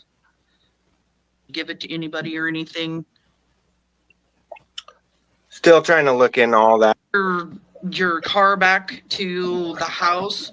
Where did the BMW end up? Did it just stay at the house? Did you sell it? Did you give it to anybody or anything? Still trying to look in all that right now. He can't remember whether or not he sold that car. He can't give any information on that. Why? What is the big deal about this car and him not wanting to talk about it? And it's not a BMW. I say BMW. I meant to say Mercedes. But the Mercedes is the car that he towed back, and he doesn't want to talk about whether he sold it or not. Why? I don't understand that. Actually, but And he says, still trying to look into all that right now, actually. What is there to look into? You know whether or not you sold your vehicle. yeah, I don't know. I'll have to get back on that and do more research. Okay. But I didn't give it to nobody, and I'm pretty sure I didn't sell it. Yeah. And I'm pretty sure I didn't sell it. I didn't give it to nobody. He's pretty sure on that. I didn't give it to nobody. And I'm pretty sure I didn't sell it. He's just got weird answers. Okay. And yeah, I'm just trying to think of more stuff that you and I spoke about yesterday. Did you ever hear anybody about anybody in the house there talking about kidnapping a kid, a teenager, just anybody at all? Did you ever hear anybody talking about kidnapping somebody or anything? And I asked it that way too, because I'm not too sure that they were out looking for a child that day. I just believe they were looking for somebody. That's my own opinion. But I wanted that answer because Sarah, her ex-husband, says Sarah has always fantasized about kidnapping people. Never said kids or nothing, just kidnapping people. He got up on Josh from the labs panel and talked about it. It was one of the reasons her ex-husband left her, because she got so infatuated with wanting to kidnap people, it freaked him out. And he's like, I'm freaking out of here. You're crazy ass. Like, I'm out. Like, that would freak me the frig out. So before Michael Vaughan came up missing, no, I don't think I remember anybody talking about kid. So before Michael came up missing, that to me says something, though. Not before Michael came up missing, but when Michael came up missing, you heard about an abduction. And I'm not talking about hurting it that way. Like, did you guys wake up that morning and plan on it or what? It was just a weird statement. How he words this, once again, how he words it, or anything. So before Michael Vaughan came up missing, no, I don't think I remember anybody. No, before Michael came up missing, no, I don't think I remember anybody. Talking about kidnapping or taking someone's kid or doing anything harm, foul play, or nothing like that at all until this July 27th day we speak of in 2021. Now, whether or not some of that stuff did happen or not, I do not know. But as far as I know, up until that point, no one has said anything. Whether or not some of that stuff did happen or not, I know up until that point, no one has said anything. Vaughn came up missing. No, I don't think I remember anybody talking about kidnapping or taking someone's kid or doing anything harm, foul.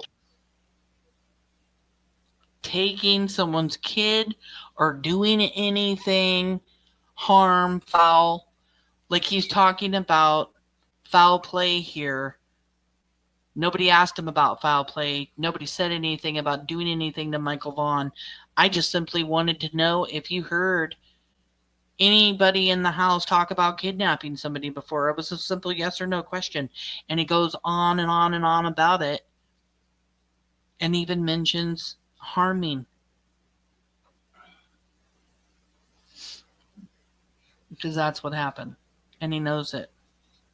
And this is before, like, you have to remember that day and during that time that I happened to be asking him about, he hadn't even learned.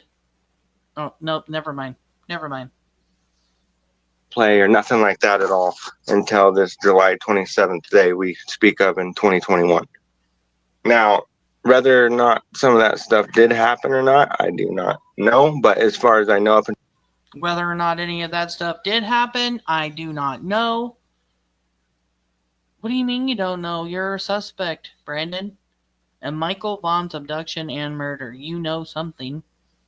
To that point, no one has said anything to me like that. And you said, like, prior to Michael, nobody ever just said that.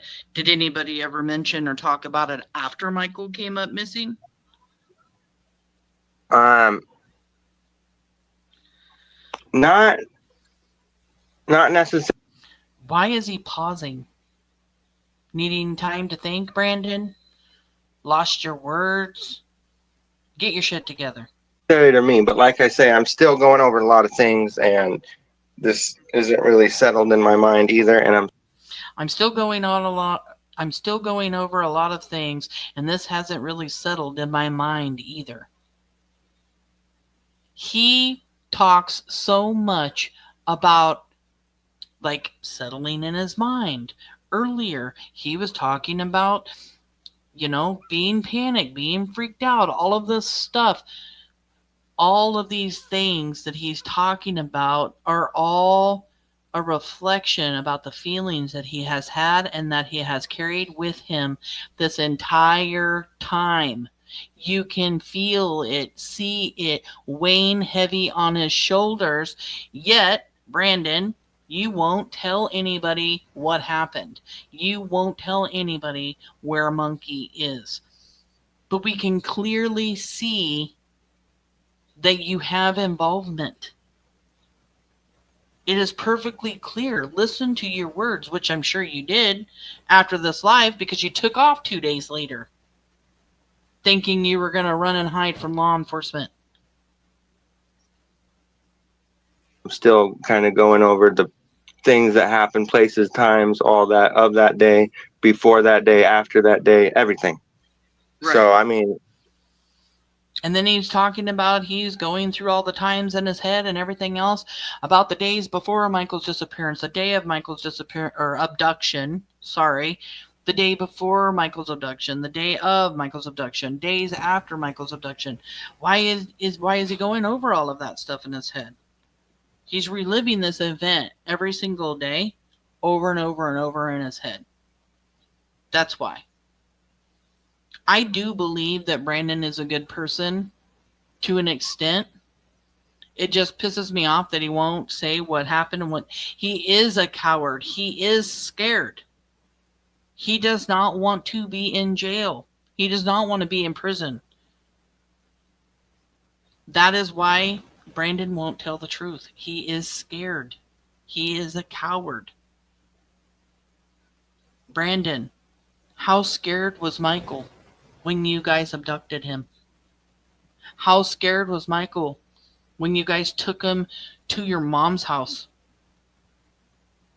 How scared was he when you got the duct tape out? He was a terrified little boy. Can't you think about Michael instead of yourself for just a minute and do the right thing? And tell law enforcement where Michael is.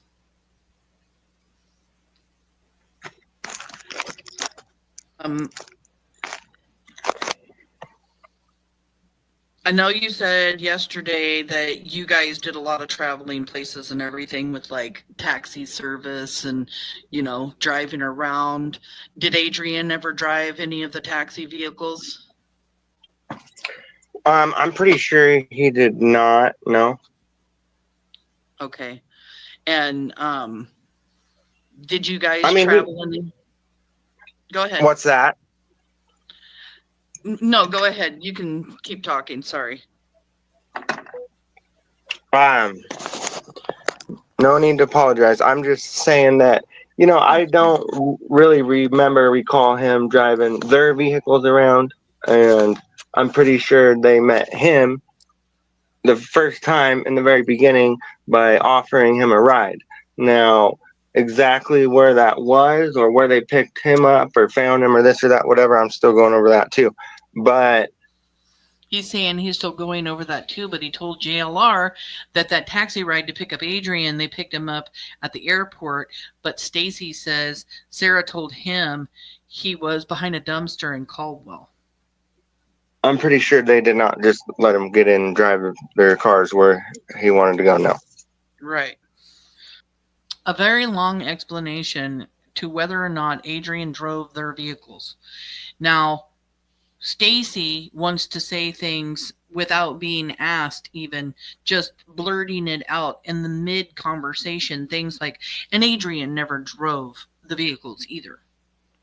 And then this long exaggerated answer to a question about Adrian driving the vehicles.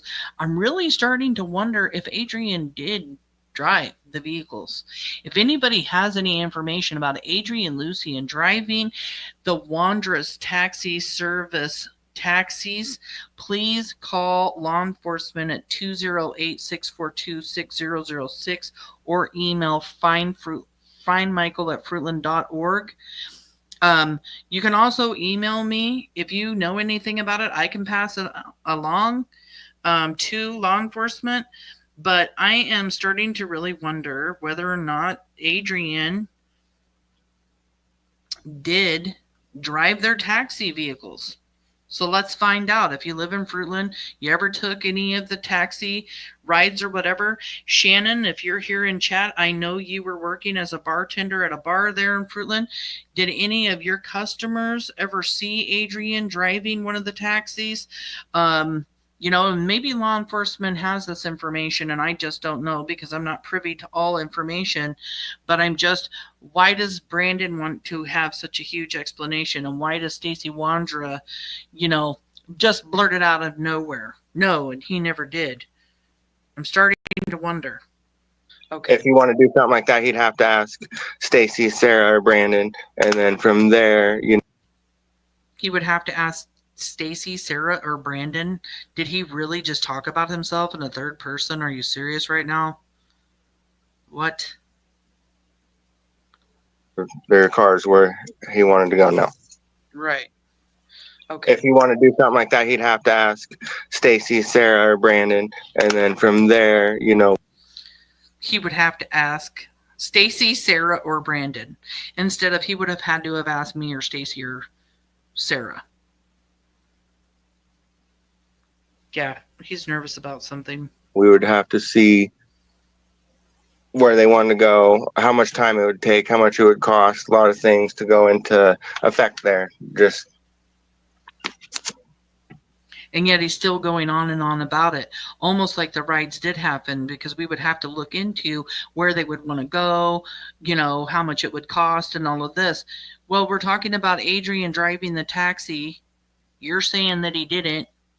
So why are you even going to have to check into the cost of things or how far it is, or why is someone going to have to check in with you, Sarah, or Stacy about it if he didn't even drive the taxi?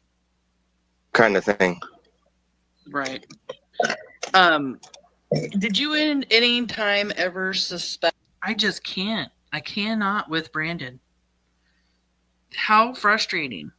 When I'm doing these lives, like doing the interviews that I have done, it's very hard for me to pay attention to like what they are responding back to me, like the answers to the questions and stuff, because I am nervous while I'm asking these questions. I just want to keep getting him to answer as many questions as possible, because I'm feeling like I'll just come back and listen to your answers later.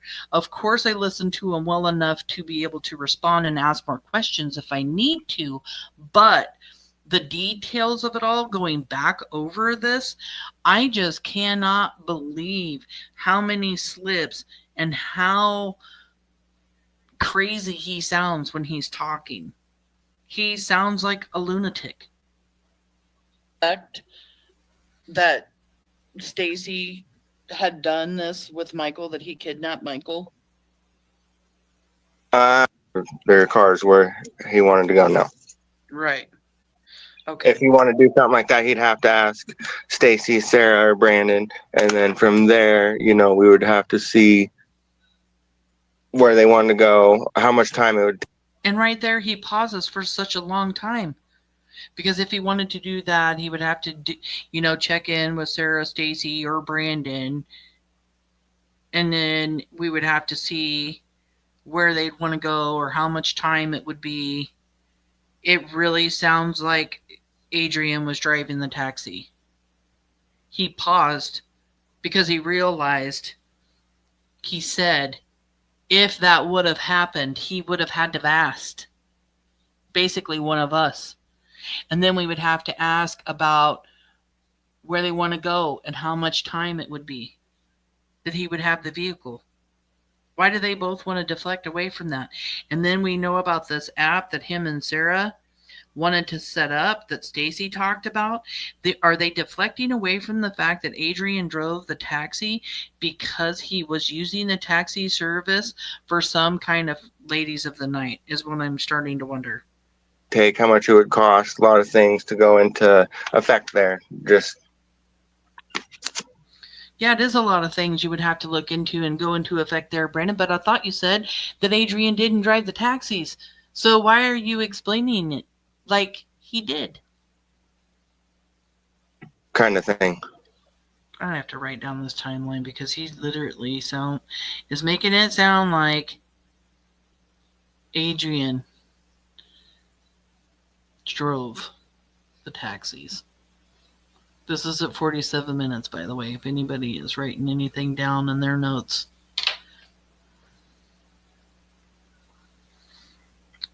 And then Dawn says if they came back that long way through Emmett and then, Litha to Fruitland, most definitely home 10, 11 o'clock. I've water skied until 9:30, 10 o'clock that time of year. Okay, nice to know. Yeah, it was light outside a lot longer. Good to see you, Dawn, and good to see you, Wood Chipper.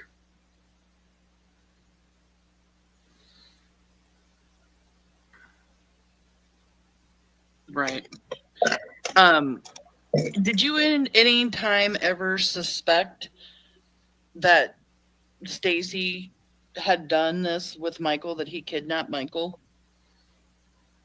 No, I did not suspect or think that he would even be capable of doing something like this or have the, brains to even try to do something like this. So that's why it strikes me as kind of strange. But then some behaviors got stranger and some got different. What? I just can't make sense. Some behaviors got stranger. He was acting strange. No, he doesn't think that Stacy could do something like this to a child, but then some behaviors got strange, but then some behaviors got stranger and some got different. He runs circles around the questions. And when he does that, because he's so nervous even talking about it, so many truths get let out. Because what I'm hearing right now is that at one point he may not have ever believed that Stacy was capable of doing this, but when it happened, it was very strange, and that Stacy's behavior got stranger. And and then this whole story comes out, gets put on the news, Exactly. and then a whole big thing breaks out through the news that a missing child report has been filed and done. Kid comes up missing that I've never seen or met before.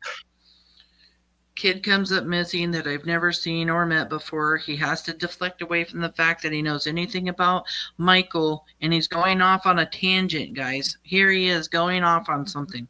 And then I try to talk on a little bit of what I did have, and then I try to talk with what was he going to say there? And then this whole story comes out, gets put on the news, and then a whole big thing breaks out through the... He's going to take a lot of pauses, and then he acts like he's going to say something. The news that a missing child report has been filed and done. Kid comes... Here it comes. Up missing that I've never seen or met before. And then I try to... And then right here. To talk on a little bit of what I did have, and then I tried to talk a little bit about what I did have, and he's like gonna say something here, but he doesn't say it, and he takes this long pause. There was something he was really gonna say here, caught himself. I've never seen or met before. And then I try to talk on a little bit of what I did have, Tried to talk about what I did have. And then I and then a whole big thing breaks out through the news that a missing child report has been filed and done. Kid comes up missing that I've never seen or met before. And then I try to talk on a little bit of what I did have,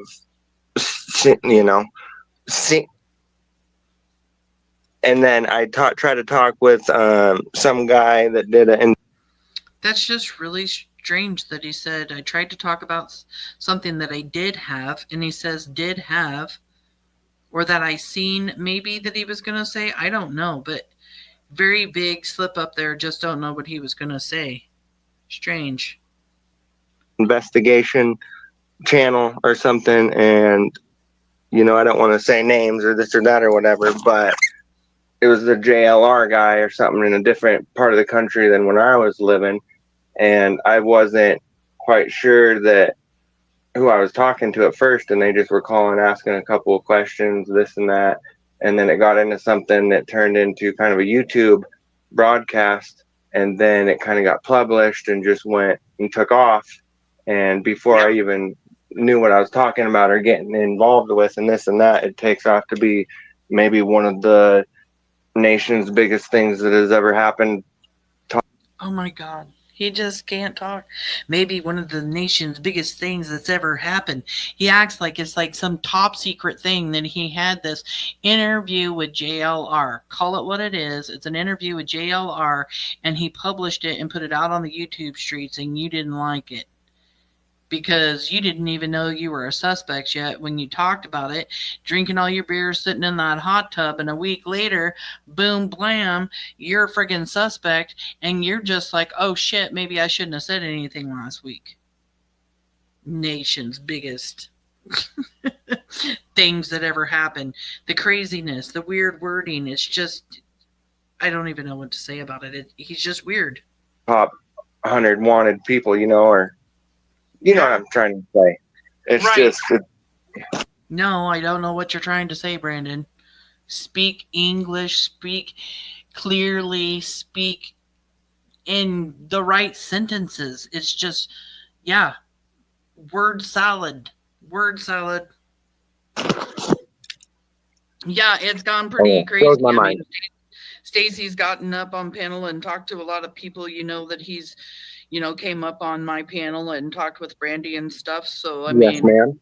yeah. So that was spur of the moment for me also. I mean, it gets a little bit wild and crazy, that's for sure. And, Stacy has a lot of contradictions in the things that, he says, and that's one of the reasons, having you here, talking with you, it's helping, and that's what you wanted to do. You want to clear your name. You want to tell your side of the story. Yes, ma'am. Correct. And, I do apologize to the world for not getting it out sooner, my side of the story and this and that. Although under that time, I feel like I was under great persecution and kind of like, accusations that are wilder than I could even dream up sometimes, and just a lot of crazy things happening. So it's really put my mind in distress and dismay and worry. And it's really put my mind in distress and dismay and worry. He has all of these feelings, but he says he has no involvement and he's done nothing and he didn't know Michael. How could you be carrying around all these feelings, Brandon, if you have no involvement? I don't understand that. And you refuse to talk. You refuse to clear your name. Just do that if you don't have anything to do with it. But now I'm starting to believe, I do not believe you anymore, Brandon. I do not believe that you don't have anything to do with it. You have to have some kind of knowledge, or you wouldn't be carrying around all of these feelings about the day that Michael was abducted. What did you do, Brandon? I still haven't even went over and personally met the parents that all this happened to their kid. You know what I mean? Because well, Brandy is still waiting for your phone call. You still have her phone number. Call Brandy and talk to her. if anything ever happened to my kid, because I have one, I have friends that have kids, this and that, the whole 9 yards, that's something that would just get under my skin and really doesn't go well or sit well. If you don't come forward soon and tell law enforcement what you did or what happened that day, your daughter is going to grow up knowing her father is a monster. Because you could be Monkey's hero and tell law enforcement where he is right now. And maybe your daughter won't grow up thinking you're such a bad guy. Maybe she'll think, oh, maybe he didn't mean to do that. Maybe things just got out of hand, but at least my dad did the right thing later. At least my dad was a good guy and finally told the family where he was. Or she's just going to grow up hating you because she's not going to know who her father is.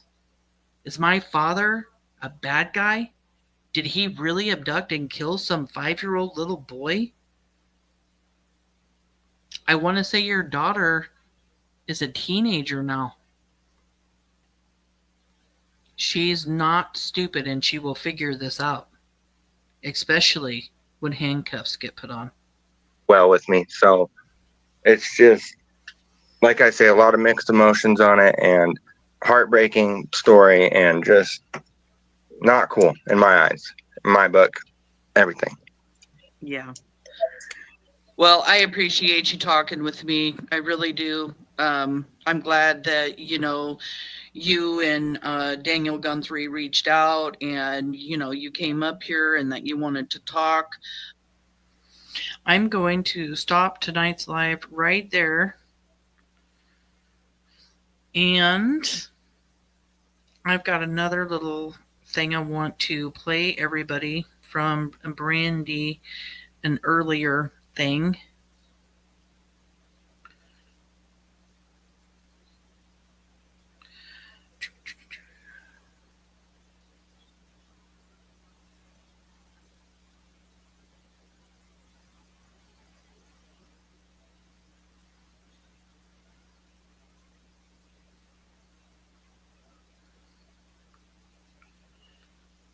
My name is Brandy Neal, and I am Michael Joseph Vaughan's mama.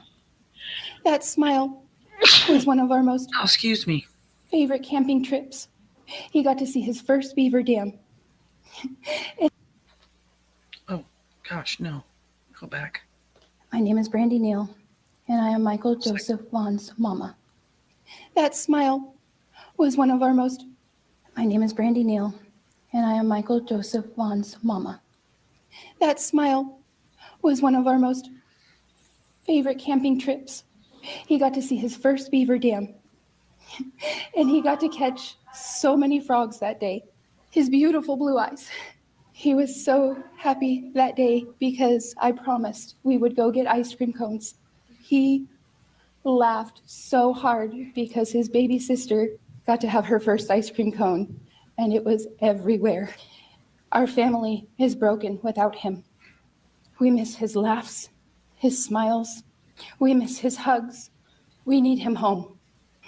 I am asking for everyone's help. Please, please, if you know anything at all, if you know something, please, I am begging. This is my baby. This is my son. Please, I need your help to bring him home. My name is Brandy Neal, and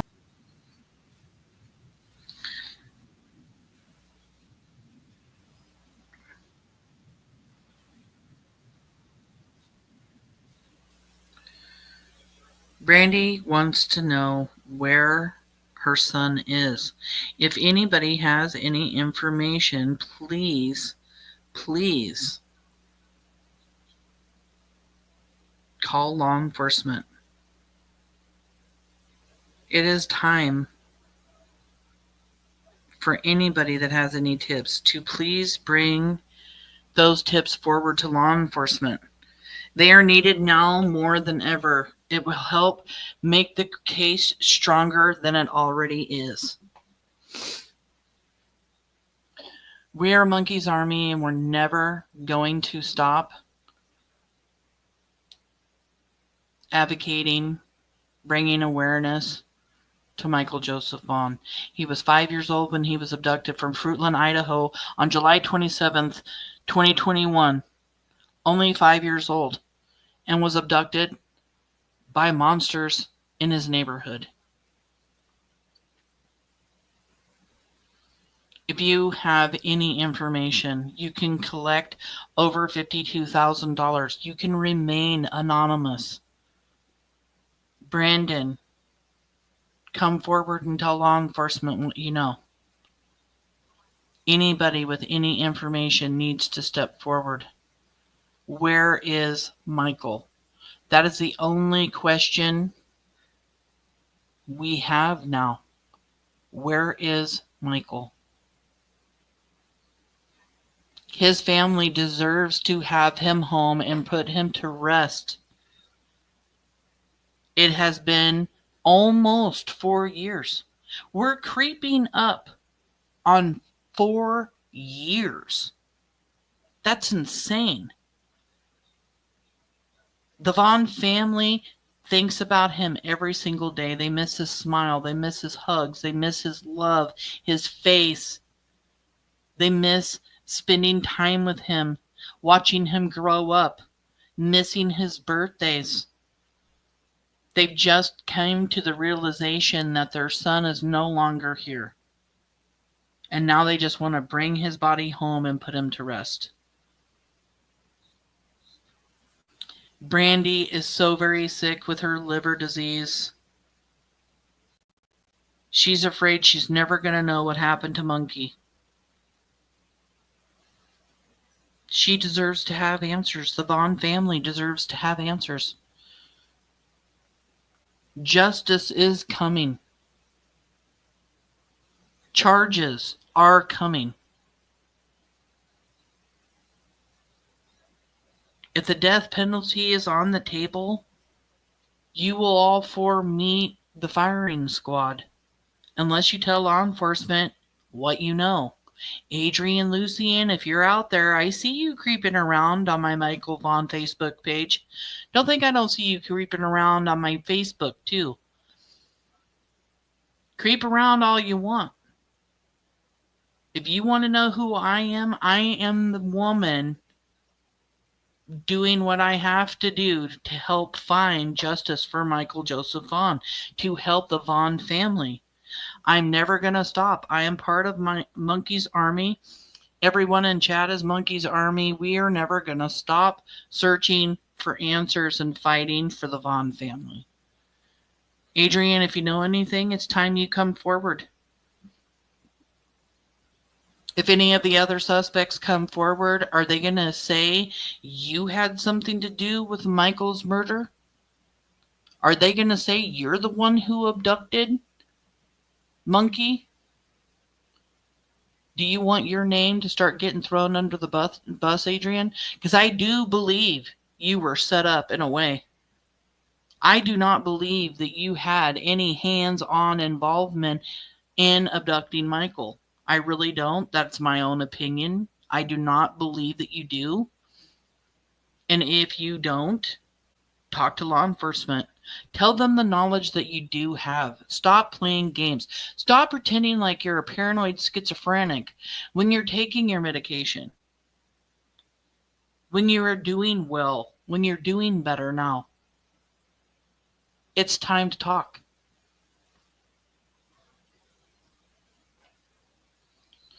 Callie Dime says you had no right to take him. Bring Michael home.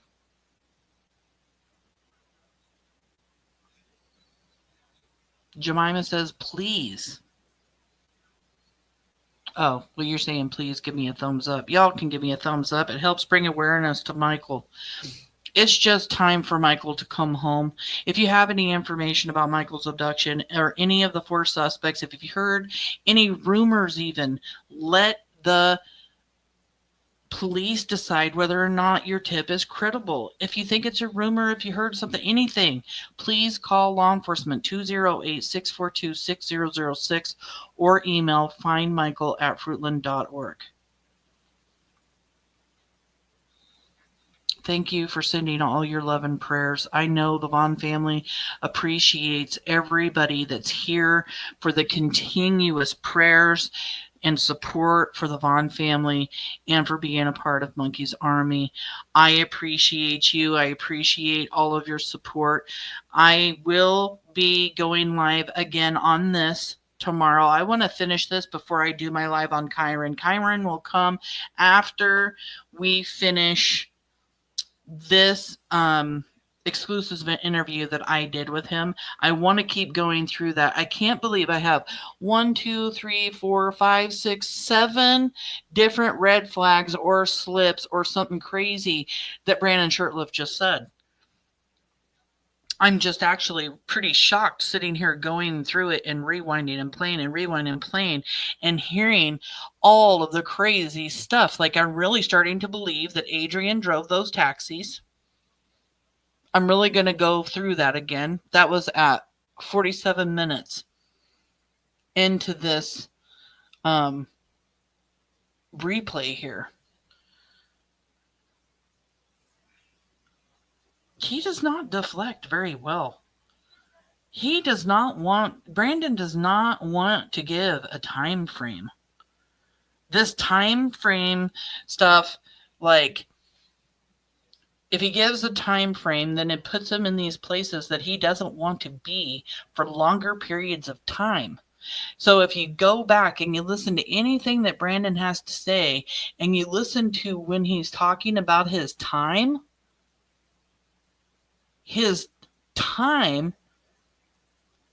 is more suspicious than anything to me, because he's trying not to put himself there, and he doesn't do it well, so it just makes him feel so guilty.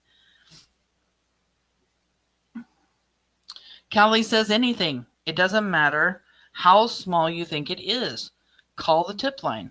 You never know if it could be that missing piece. Ellie needs to help find Michael and get him justice. Exactly. And if you have a tip, it might match a tip that somebody else had. And if it matches that tip and somebody else's tip and somebody else's tip and somebody else's tip, guess what? That's 5 tips that they've gotten on one particular thing that makes that one particular thing even more credible, even more believable. Turns that tip into factual information because so many witnesses and so many people are saying the same thing. But you have to call the tip in. 208-642-6006 or find Michael at fruitland.org. This is a nobody case right now, and we are looking for Monkey. Law enforcement is looking for Michael right now. Don't know where, but they're looking for him. They want to find him. They want to find him before they drop the charges have already been. But you know what? They're adding to those charges too. They're adding. The more information they find, they're adding to that. And what they want to add to those charges is, hey, we found him. This is where he was. This is who told us where he was. We know this person, that person, or whatever person is connected to this area. And then from there, it's like domino effect. Shit hits the fan and they all go down. You could be holding on to a tip that you've been holding on to forever because you're scared. Because you don't really think that it's important. Because you think it's just a rumor. You could love one of these suspects and you could know exactly what happened to Michael, and you have that one tip because you love one of them, and that's okay. You can love them whether you're a friend, an ex-girlfriend or boyfriend, a mother, a father, an aunt, a cousin, a sibling, and you know something. Get it off your chest. Do the right thing. If this was your baby out there, you would want somebody to come forward. And that's what it comes down to. Please call the tip line 208-642-6006 or email findmichael@fruitland.org. The day is going to come and Michael will get the justice that he deserves. And these 4 suspects will be charged. And it's going to depend on whether or not one of these 4 suspects gets going to law enforcement and telling them everything they know. Which one of these suspects is going to get the deal? It's going to be the one that starts talking. And time's running out. You do not have very much longer. That is a fact. These charges are going to be here quicker than you think. If you want that deal, you better take it now.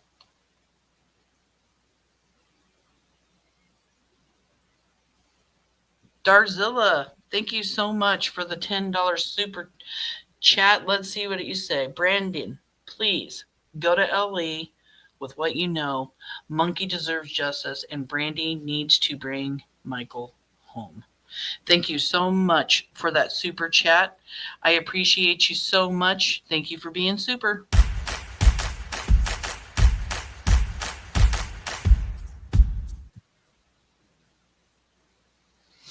I have the best chat on the YouTube streets. You guys are so amazing. Thank you, moderators, for being here tonight. Please share Monkey's beautiful face. Share Monkey's story anywhere you can. It was good to see you guys tonight. I'll see you again tomorrow. Same time, 4 p.m. tomorrow. hit that notification bell, become a member, subscribe. I'll see you guys tomorrow night. Happy Thursday.